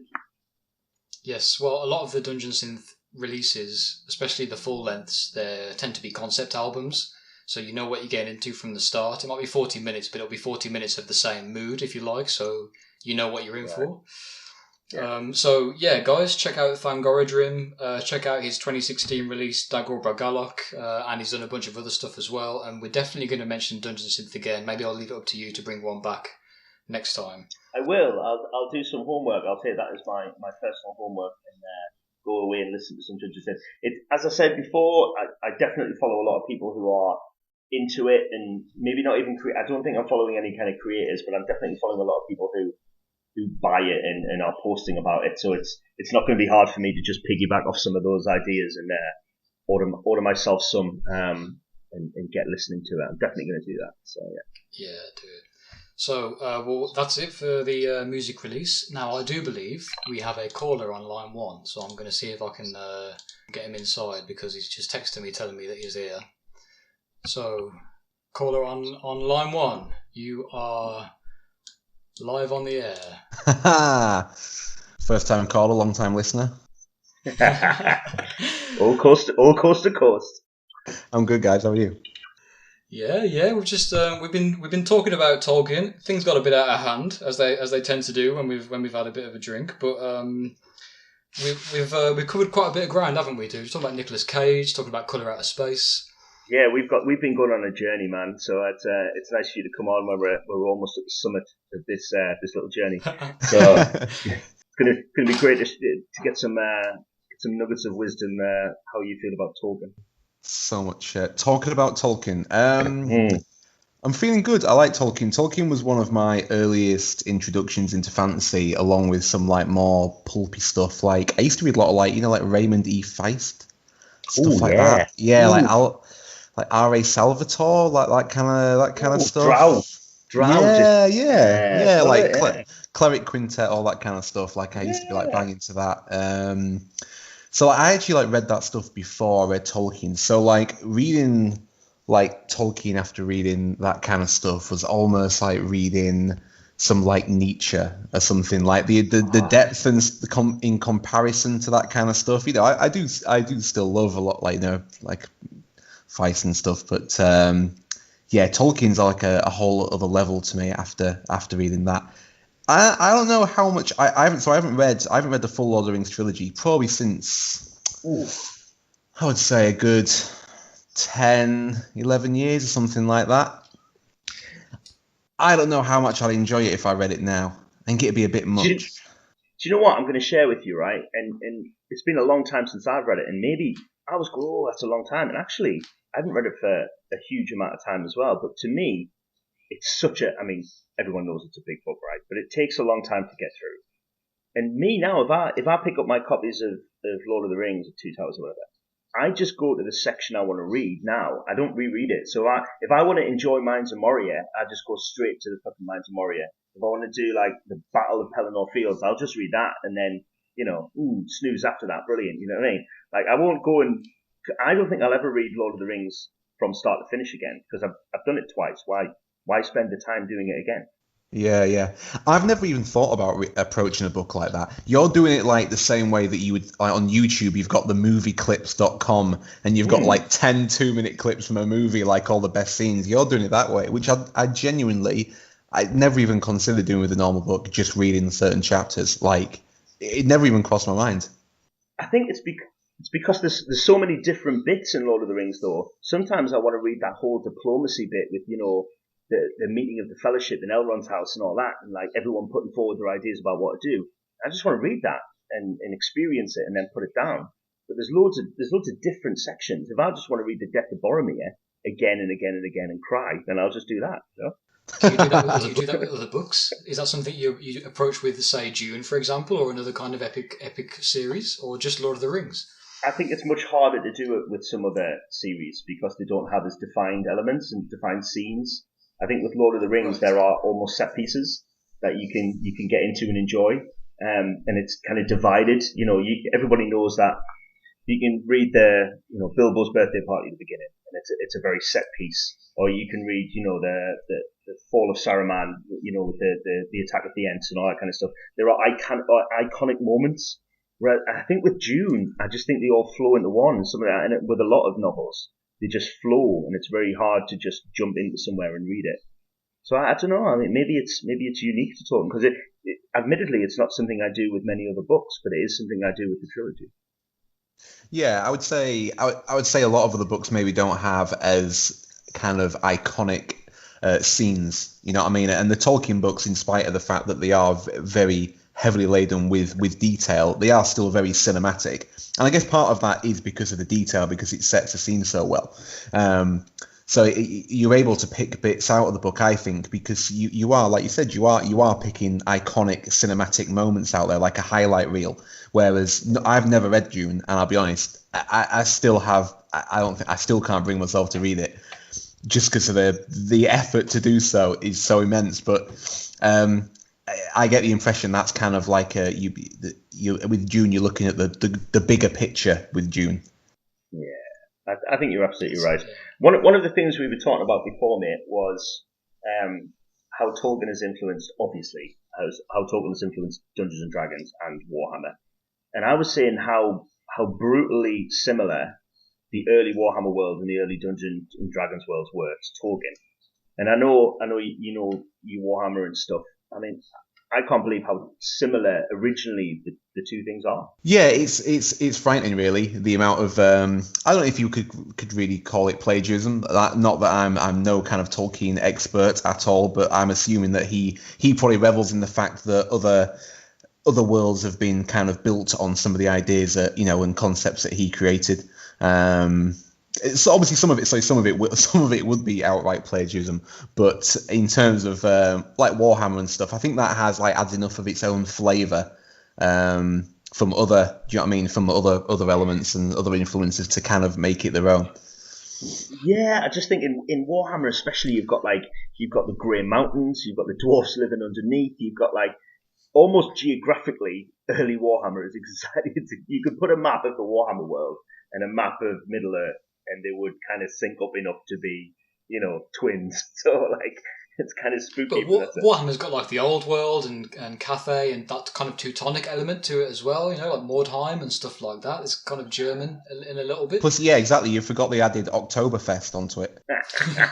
So we got that influence there. If early Games Workshop was good for anything, it was good for just taking cool bits of everything. I mean, Judge Dredd, Dune, Warhammer, Elric, because it comes along in the 80s, Dungeons and Dragons has already been around for a decade, and they managed to, Warhammer's more, I get it, it's Tolkien meets kind of Lovecraft meets kind of Princess Bride, all that kind of crazy shit. But yeah, it's still massively Tolkien. I mean, their concepts, up until they dumped fantasy and created Age of Sigmar, the concepts of elves and dwarves were wholly cut from the cloth of Tolkien. Yeah, but it makes sense, doesn't it? Because it's coming from a place of early White Dwarf, where it's just pages full of Lord of the Rings RPGs and 2000 AD RPGs and things like that. So it makes sense after years of talking about and reviewing those things that you just fucking rip it all off and mash it into your own games, don't you? Yeah, absolutely. And make an absolute fucking killing, mate. So speaking of games, you were in an RPG yesterday, weren't you, Dave? How did that go, pal? It didn't happen, mate. that's what happened. Classic Dungeon Punks RPG. Yeah, it was. Everyone said they couldn't do it, and then they said, "Let's do it on Thursday." And I said, "Well, I can't do that because of this." And now it's next Thursday. Plenty to talk about. For the purposes of the story, can you pretend you did? So. Yeah, Bawdy ran it, and it was fucking wank. Of course. Yeah. We have been running, so what we were going to do was going to be our, was it 4th session of a little kind of Shadowrun thing that Bawdy's been running. Ooh. 2nd edition, as always, with Bawdy. Yeah. The best I don't know. edition. Yeah, I don't know enough about it to kind of choose one or anything, but the way he runs it, he just nails it, as you can imagine with Bawdy. He's such an absolute, he's just a cyberpunk himself, isn't he? Just have to look at him. I think the thing with 2nd edition is it's complicated enough without getting bogged down in itself. And I've kind of read all the editions from kind of 1st to kind of 5th, and the new edition. I mean, I know my way around a role playing game, but when I read 5th edition for the first time, it was just too much. And I was like, if I need to read all this and I need to tell half of this to my players, there's too much work involved. Whereas I think with 2nd, you've got that nice mix of. There's enough mechanics there to make it a game that requires dice rolling, but it's still themed and it still kind of flows well. So yeah, I can imagine that was good. So, well, it would have been good. Yeah. If you took, Jamie, you're the man to answer this question, right? If you took all the RPGs ever and you were deciding on average which edition is typically the best edition of all RPGs on average, what do you reckon it is? 1st edition of something normally?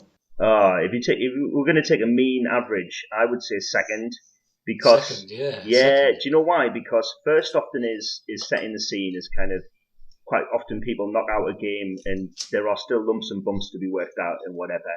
And what you tend to find is 2nd editions tend to be more like a revision of the 1st. They're not radically different. And then by the time you get to a 3rd edition, the game has to be popular enough to have got that far, which means that there are probably loads of source books, which means there's time in between, which means you start radically changing what the game is by the time you get to a 3rd and a 4th and a 5th. So to me, I think you're probably talking 2nd, and that's true for so many of the core games. It's true for Shadowrun, it's true for Vampire, Legend of the Five Rings.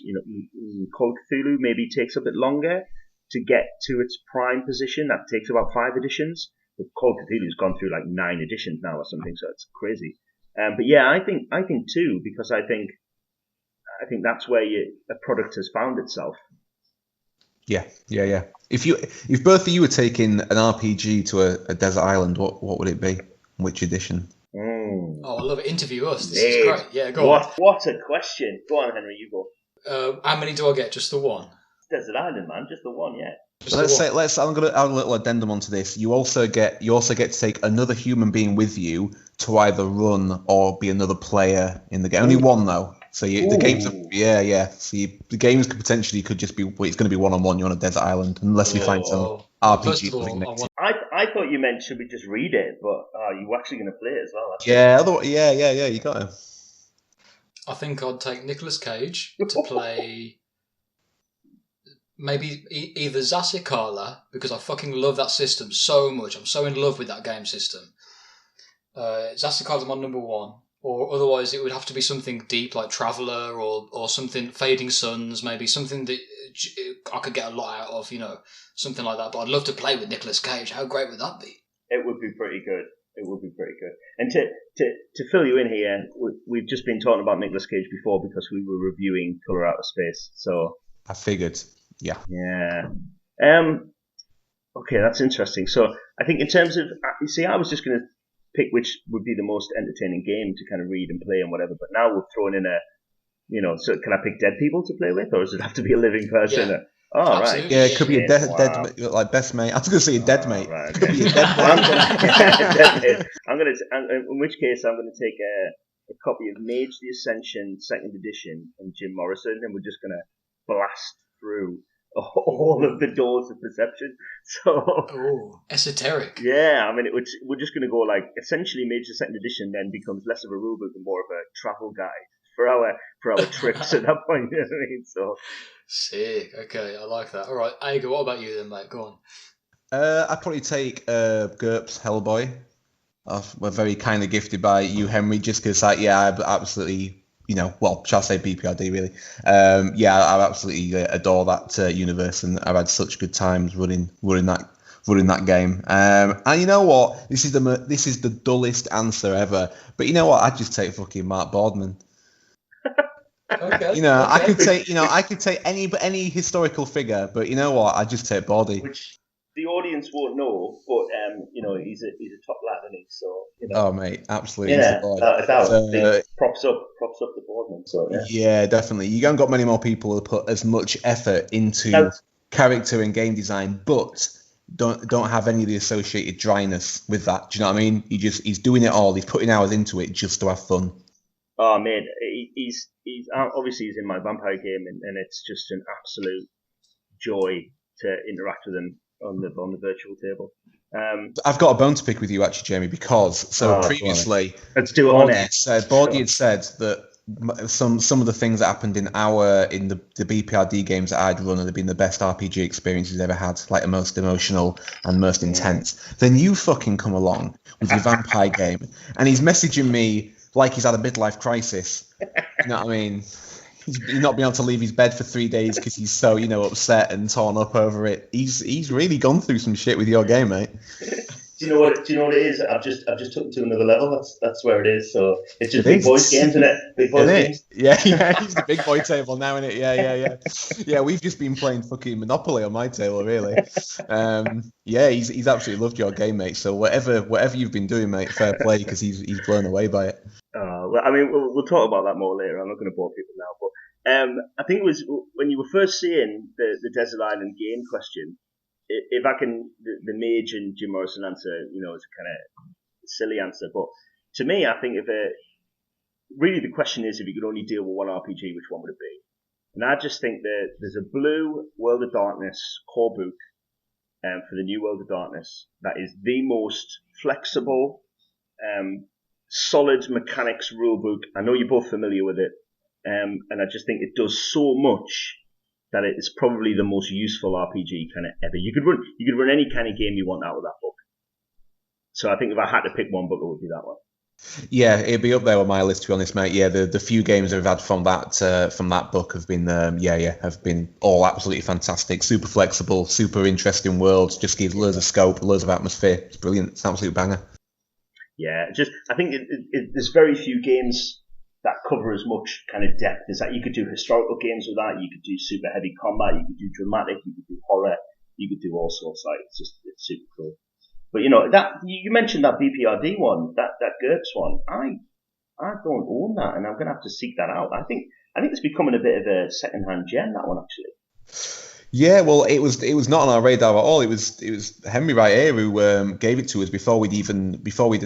Was it you? Did you bring it to Leeds for that day, or did you already post it to Nate? I think. Anyway, you'd already supplied it to us, hadn't you? It was you that hooked us up. Yeah, I was actually in Bristol, and I went to Area 51 in Bristol. Shout out Gloucester Road, Area 51. And I went past all the Yu-Gi-Oh cards, I went past all the Warhammer to the one shelf of RPGs that he's still got at the back that he makes no money from.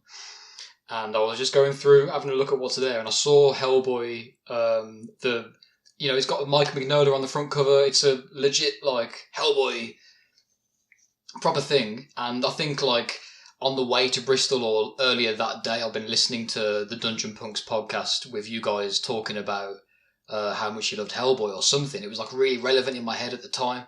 So I this was when Nate had Instagram. I DM'd him bro, look what I've just fucking found in this shop.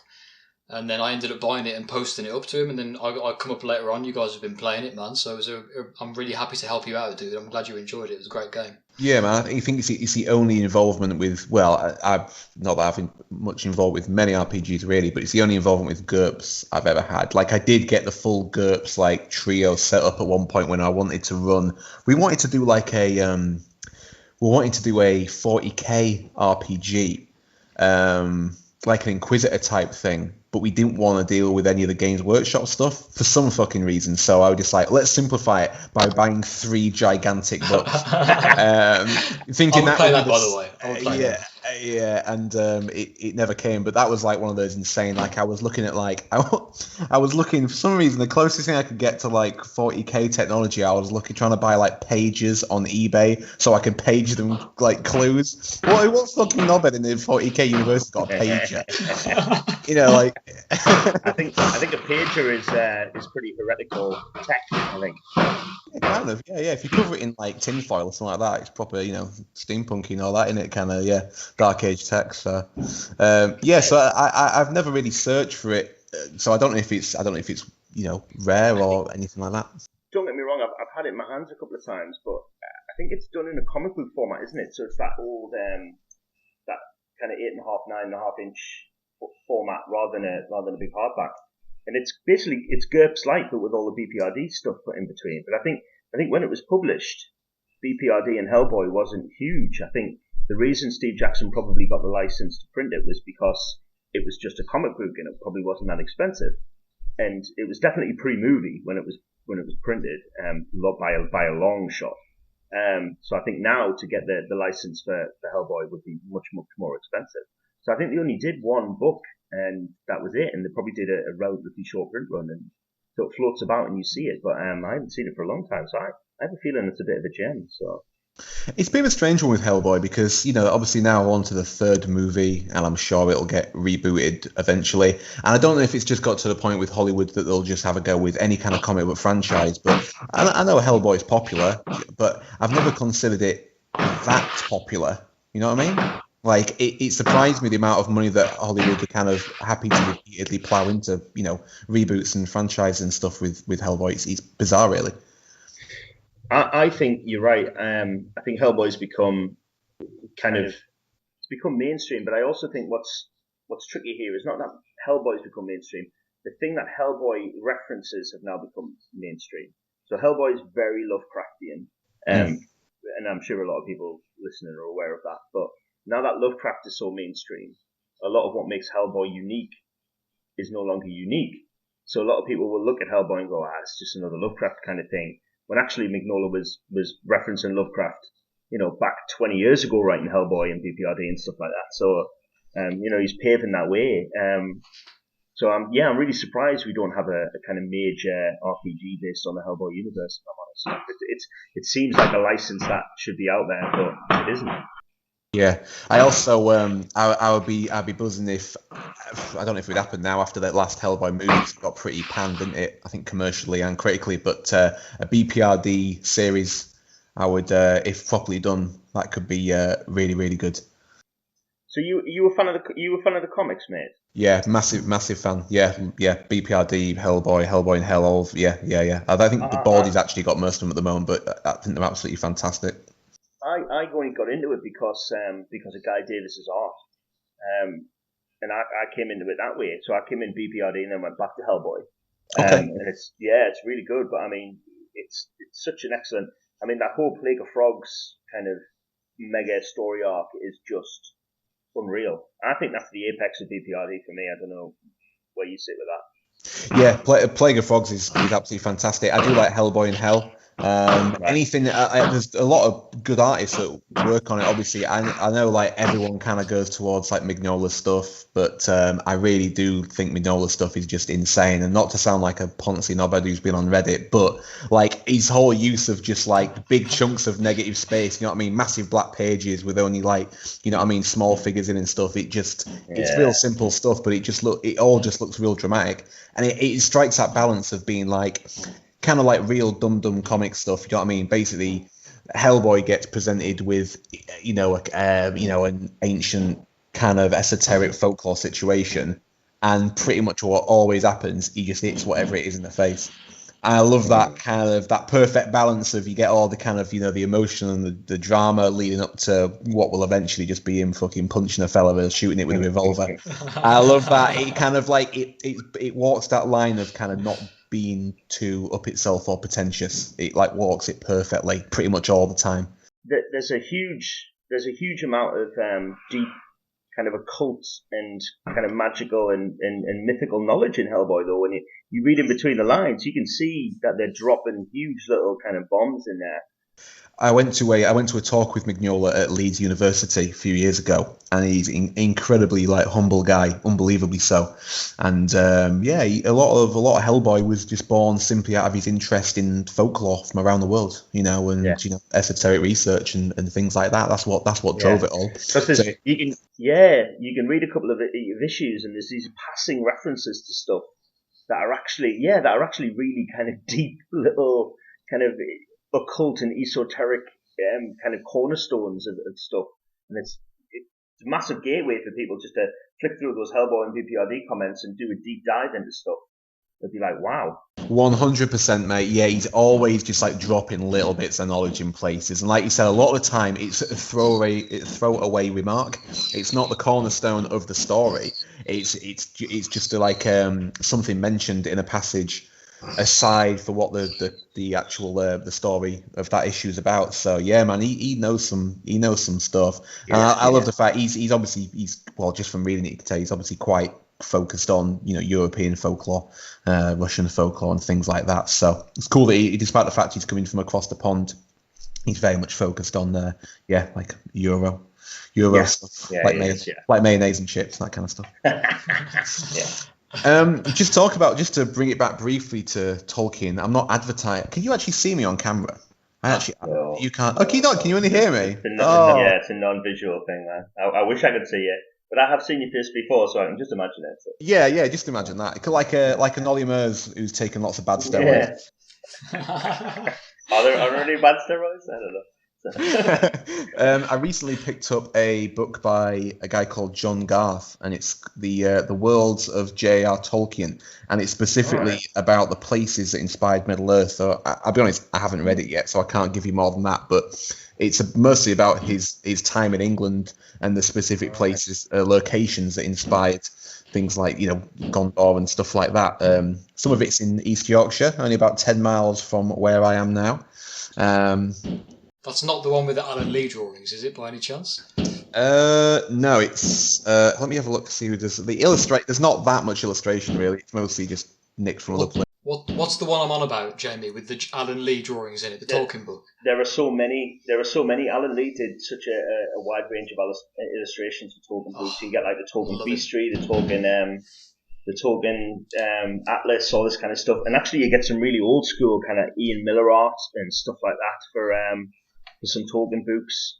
But I think there's so many different books being published around, like kind of Tolkien's World, Tolkien's Legacy, and Tolkien's Philosophy, and all this kind of stuff. But Alan Lee came. He did quite a lot of the large color plates for kind of mainstream publications of the trilogy. So I mean, his work is kind of synonymous with Middle Earth, isn't it? I mean, he does some of the best landscapes, I think, for Tolkien landscapes. Just out of curiosity, have all three of us got fireworks going off in the background? Yeah. I think it's I was just going to say for the people listening to this way later, when we actually put it online, this was recorded on Bonfire Night, so crazy people with explosions going on. I'll try and cut them out a little bit in post if I can, but there probably will be some fireworks going off that people will hear. So yeah, I heard them in my background, and then I was like, oh shit, I can hear somebody else's as well. Yeah, happy bonfire night, guys. It's not actually the House of Parliament being blown up then. Sad No. times. Isn't it? So Henry, we do like just before, mate. What's your relationship with Tolkien? My relationship with Tolkien is mostly curiosity. From a writer's standpoint, I can't ever imagine only creating 5 spellcasters who are supposed to be angels and then not even touching 2 of them at all. To me, as a writer, that makes I'm so dying to at least know the name or where did they go or something at all. As my writer brain breaks when I think about Tolkien and what he did with those 5 spellcasting angels, whoever they're supposed to be. That's curiosity mostly, mate. I've never read the books. I want to know more about Tom Bombadil. I've enjoyed the films, obviously, and I really like the miniatures game. I used to play a little bit as well. We used to have some little Easterlings and stuff like that, but I confess to I've never read the books. So I've just asked Jamie questions. I can fill you in about Tom Bombadil right now if you want. He's a fucking melt. He's a melt. And you should just skip the chapter he's in. Just running around the forest. Isn't he supposed to represent something? Isn't he supposed to be some kind of symbolic or something? Boredom, I think. Let me lay it out here. Tom Bombadil is essentially the most powerful being on Middle-earth when Frodo and them meet him. Just because he's not going to trifle himself with lesser matters does not mean he's less important. I mean, at the end of the day, if Tom Bombadil was bothered, he would have got up and knocked Sauron, basically, is where it stands. But the realm that he owned just became smaller and smaller and smaller and smaller until he kind of disappeared. So he's the kind of personification of that old idea of the Green Man, that kind of Gaia-esque, Druidic. Tom Bombadil is basically like the entire Earth, so personified as a man. Right. He's too powerful in a way, right. Which is really odd that Tolkien puts him into the story because he serves very little purpose in the narrative. Yeah, and very, very little narrative, very little purpose. He's almost like a representation of Tolkien himself, almost. It's like he put his personality. Yeah, that's interesting. It is interesting. I don't know about that. Maybe not, because I can agree with it in the sense that Tom Bombadil doesn't want to get involved and just sees it from the outside. But that's how a writer works, isn't it? You let the characters do the talking. Maybe, but then I would have thought that Tom Bombadil maybe can't do anything. I wouldn't have thought that Tolkien would put somebody in who kind of personifies him, who just won't do anything. Tom Bombadil seems ambivalent rather than unable. Okay, that's a good differentiation. I like that. Yeah, I like that. Yeah. Jamie makes him sound cool. Do you know what I mean? Like he's just a melt in the book. He's just skipping around in some green trousers like a melt. Yeah. He's not. He's not. Hey, but he's got Goldberry. Do you know what I mean? That's all I'm going to say. He's got that. So if you've got Goldberry, you're doing something right, aren't you? I would. Yeah, obviously, you don't need me to recommend you reading probably the most famous books ever read. Yeah, sound, mate. The context I brought him up in at the start, I wanted to ask Jamie this question regardless, and it's because a lot of the time, if I'm working on something, I'm trying to think of a way to make an idea fresh, I end up going back to, well, what was Tolkien doing, and how can I not do that and differentiate from these standards that he's established? And that's the kind of context that we've been talking about him in, because he has just been the measure at which all of the Western fantasies set. Do you know what I mean? 100%. Yeah. He's your base level, isn't he? Do you know what I mean? That's how everyone else is measured. Yeah, must be tiresome for every other fantasy writer. It's tiresome for me, at least, definitely. I think it's tough as well because I think the books were popular enough. I mean, that's an understatement if ever there was one. But once you reach the trilogy, which was way more popular than I think anyone ever thought it was going to be, and then obviously it spawned the Hobbit movies and everything, that it's become a whole different thing. And I worry that for a lot of viewers, people who have watched the movies and never read the book, so a lot of viewers of Tolkien kind of lump it in with, and I hate to say this, but lump it in with like Harry Potter. So this is like, to them, Lord of the Rings is Harry Potter, Game of Thrones, kind of. They put it in that they put it in that box, and they don't consider it literature, so to speak. Because let's be honest, Harry Potter isn't literature. It's a book that became a movie, but the movies of the Lord of the Rings are just pale representations of probably the finest fantasy books ever written, and that's the difference. I mean, they're not bad films. I will say that. I know you haven't seen them, but they're not bad films. I enjoyed them. It's just that it's not whether they're bad or good. It's can you really put something in a different medium? And this is the problem with Dune. We'll get into this. I'm sure we'll talk about this in a different episode. We got lots of episodes. We've got a lot to talk about in Dune. But to me, it's such a large trilogy. Can you ever really do it justice in a series of films? And Peter Jackson's probably done the best version that is probably ever going to be done. And nobody's going to come along and do that again. I can't imagine it'll ever be made. And I mean, God, I don't know what's going to happen in 100 years' time or whatever like that. They've got better films to make probably, but they've got films to make about the fucking shitstorm that was 2020. But yeah. But to me, you're never going to remake Lord of the Rings. So once you start putting in the extended versions, and you get like, what is it? I don't know what the running time is for 3 movies with all of the added scenes. I mean, it's a long time, isn't it? About 12 hours ish. Right. Yeah. I mean, that's about as far as you can get away with doing a trilogy. There's no other books that are given that much time on screen. And my worry is... imagine any other film having 12 hours worth of that's not. Never happened. No, totally. And there's a story, and I'm kind of paraphrasing it. I'm sure when Alan Moore's Watchmen, they were trying to make it into a movie. First person who wanted to do it came around and went, well, yeah, I'll do it, but it'll take me 12 hours. And the studio went, no, because we can't, that's impossible. That's like 6 movies or whatever. And he just went, well, I can't do it then.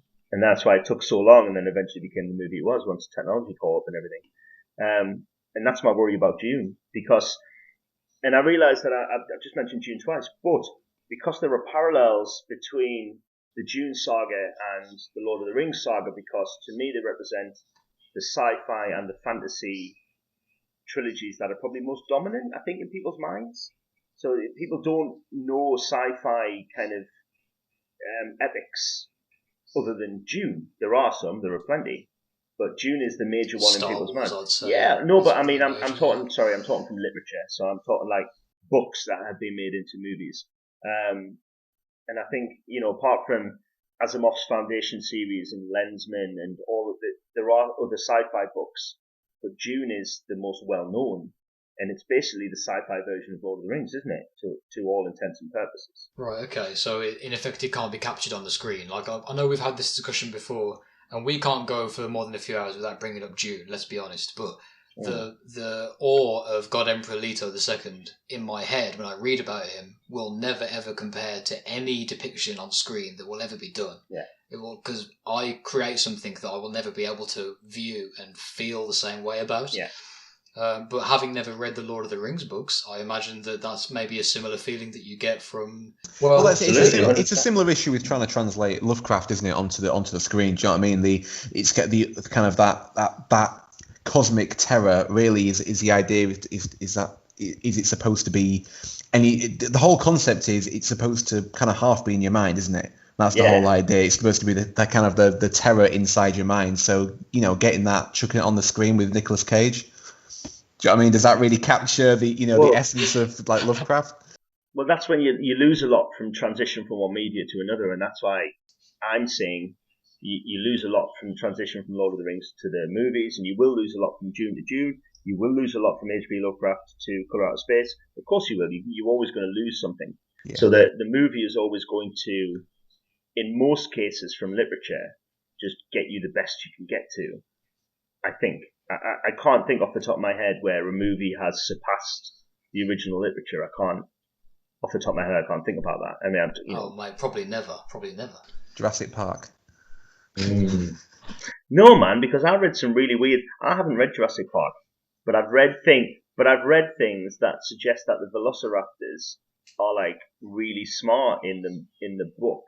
Like really smart, like kind of opening doors and setting traps and everything. And you get a little bit of that in the movie. Yeah, man, they're almost like they're kind of really they're super smart, and you get a lot of that in the movie. But I think in the book, I think there's some reason for it. There's some sort of human DNA mixed in with the nonsense or whatever. Somebody can tell me different. But the Velociraptors are like of genuinely like planning and thinking and kind of a lot more totally different than what they are in the movie. So I don't know, man. That makes me want to go and read Jurassic Park. Yeah, at work today, a lad, I told we had a new patient come in. I said, "Oh, there's some books down in the thing," and he grabbed Jurassic Park. And I'll be honest, I mentioned Jurassic Park just then. I didn't even know it was a book until an hour and a half ago. Yeah, Yes, I dropped that like I had some kind of authority knowledge, but I was like, shit, Dave's clever, man. He reads a lot. He knows his shit. Nah, man. I just see what other people read and just read the title out. Strong. So how it works, man. You look good. You look good. Exactly. All right, I've got a question for you guys. If you had to pick one character in the Lord of the Rings that Nicolas Cage would play in a film adaptation, it depends which character dies first, and I'd put Nicolas Cage in as well. Ooh, just get him out of the way. Get him out of the way. Yeah. So, probably that fella behind the gate when the Black Rider. You know what town is it when he like opens the little slat? Yeah, in Bree, and they just flatten him. Yeah, that prick. I think Nicolas Cage would make an excellent Saruman. I think just he goes mad. Do you know what I mean? He just goes off it. All of this kind of white wizard stuff. I think Cage is Saruman. I think would work. Sound. Because he can't be a good guy. You can't put him in a good guy's role. That's not going to happen. I think he's a genuinely terrible actor, and I can't even like him in an ironic way. I find him like. Can I share something with you, mate? Can I share something with you? Because earlier on in the episode, before you joined us, our friend Henry described him as, and I quote, the jazz musician of American actors. What does that mean? Well, I think it means he's good, but I mean, it depends how you feel about jazz, isn't it? It depends if you like jazz, yeah. Yeah, I hate jazz. So well, there you go. Yeah. I don't. I haven't seen The Colour Space. What was that one he was in? Mandy. You seen that film? What did you guys think of that? Now, I think this is one that we should review in another episode, Henry. But in short, I really liked it, mate. I thought it was visceral. I thought it was aesthetically pleasing. I thought it was almost poetic in its portrayal of what was happening. I was really into it. I loved it. Yeah, obviously we won't talk about it too much if you guys want to cover it in the future, but I agree, I liked it. I think it overstayed its welcome a little bit. I think it could have maybe not been. I think it was like 2 hours, which is, I think it felt a bit excessive. I think maybe like a bit of a short, sharp shock. Colour Out of Space is only 80 minutes long. It's only an hour and 20 minutes. Perfect. Yeah, exactly. And I think I absolutely see what you mean with Mandy. I think if it had been shorter, I think it would have been just as effective. Yeah, definitely. I liked it. They did cut some time off the start, not the end. It was too long in the beginning. 100%. You know what I mean? Felt like it took so long trying to look artistic and things like that. It just there were some scenes which just dragged to the point where I couldn't even believe that was like the final edit.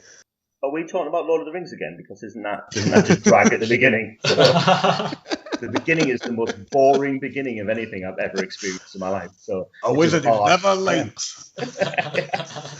No, but anyway, back to matter. Yeah, I love Mandy, and it was weird because I mentioned that to Henry because I kind of almost had to draw some parallels between Mandy and Colour Out of Space because I think a lot of people will see him in Mandy and then look at Colour Out of Space and then watch it and expecting something similar, and they just don't get that at all. It's not what they get delivered. So I think if you like Mandy, you're maybe not really going to like Colour Out of Space. What's the not to revisit something you've already spoke about too much, but what's their take on the on that story? How do they approach it? They basically, in a nutshell, they drag it forward into the modern day and they mess with it, but it's essentially the same story. But they drag it into the modern day and they change the plot. So it's a decent modern rendition of a classic 20s horror short story. I think it succeeds in what it sets out to do. And I think anyone who has read the story will find something fresh in the film. And people who've read the film, watched the film, can then go back and read the story and will enjoy it. So to me, it's pretty solid.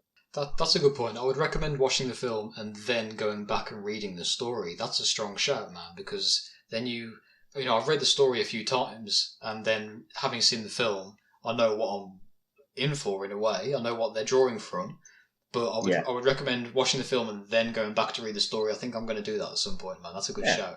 I also feel like a lot of Lovecraft, especially these short stories. I've read a lot of them, but I also like to listen to the audiobook, especially like there's a lot of really great kind of like sounds like early '60s kind of like recordings. Like radio theatre plays. Yeah. Some of them are absolutely fantastic. So that's always a good way because a lot of them are like an hour long. So wow, send me some of those, mate. That sounds awesome. Yeah. A lot of them are really good. Some guys with some very good like strong American accents reading them. Yeah, good atmospheric.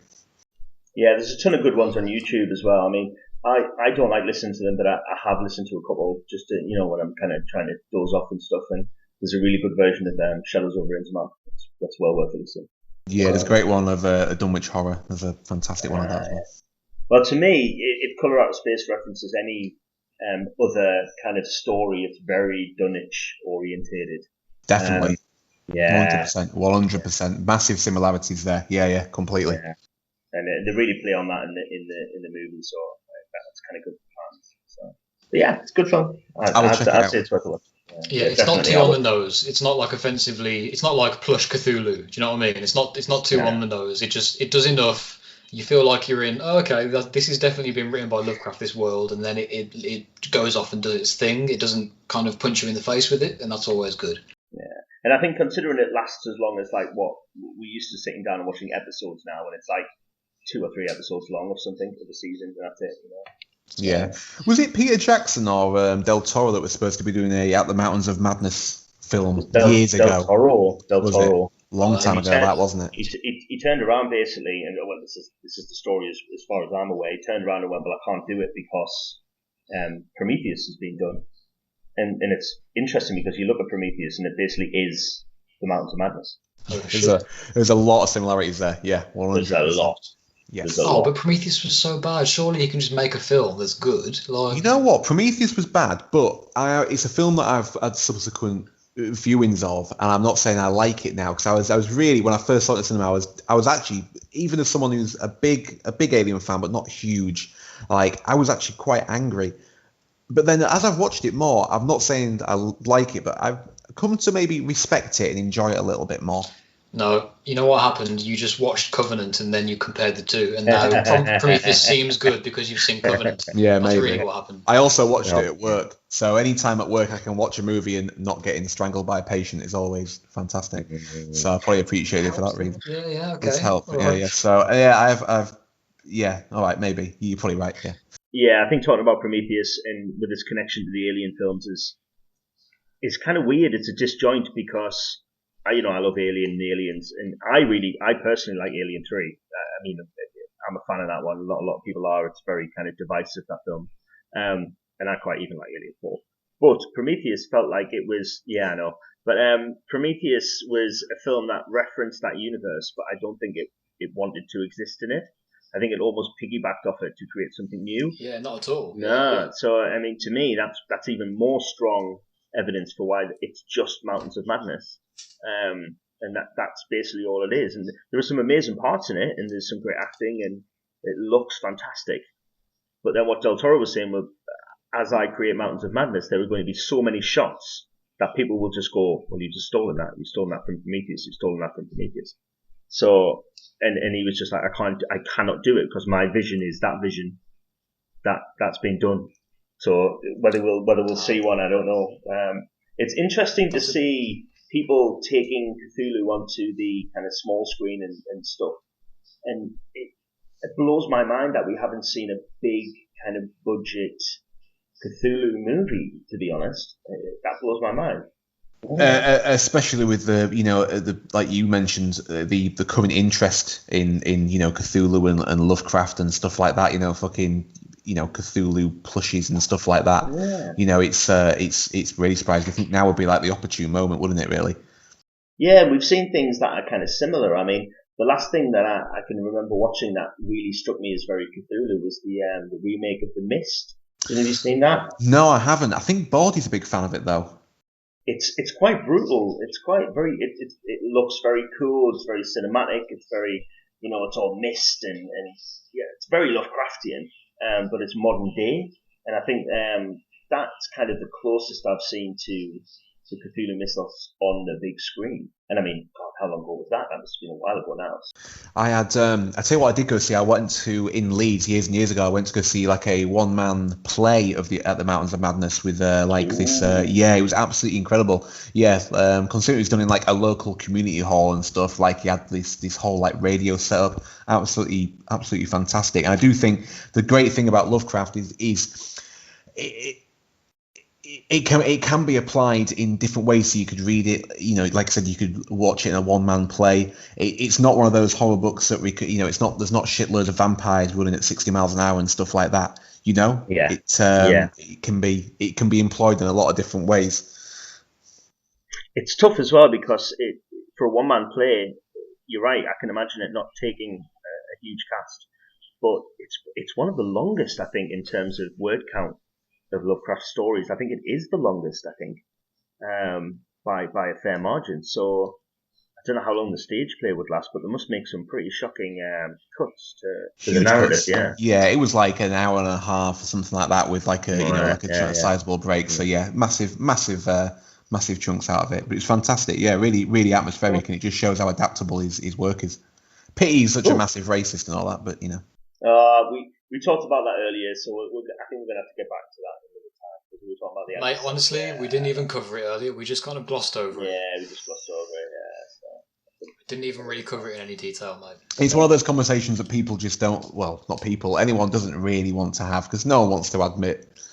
There's someone that they're a fan of definitely it's a conversation that needs to be had 100%, but just a conversation people don't want to have, because you never want to admit, if I found out that I don't know who's someone that I love, Bawdy, there you go, he was a massive racist, do you know what I mean?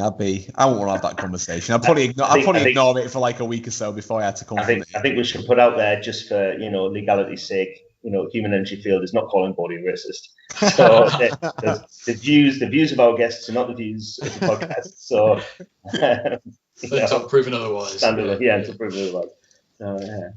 No, but I think in the case of Lovecraft's view of like sort of social views, it's almost, obviously we have to state it because this is a recording, but it's almost at the point where everyone's aware of it. We all know, none of us agree with it.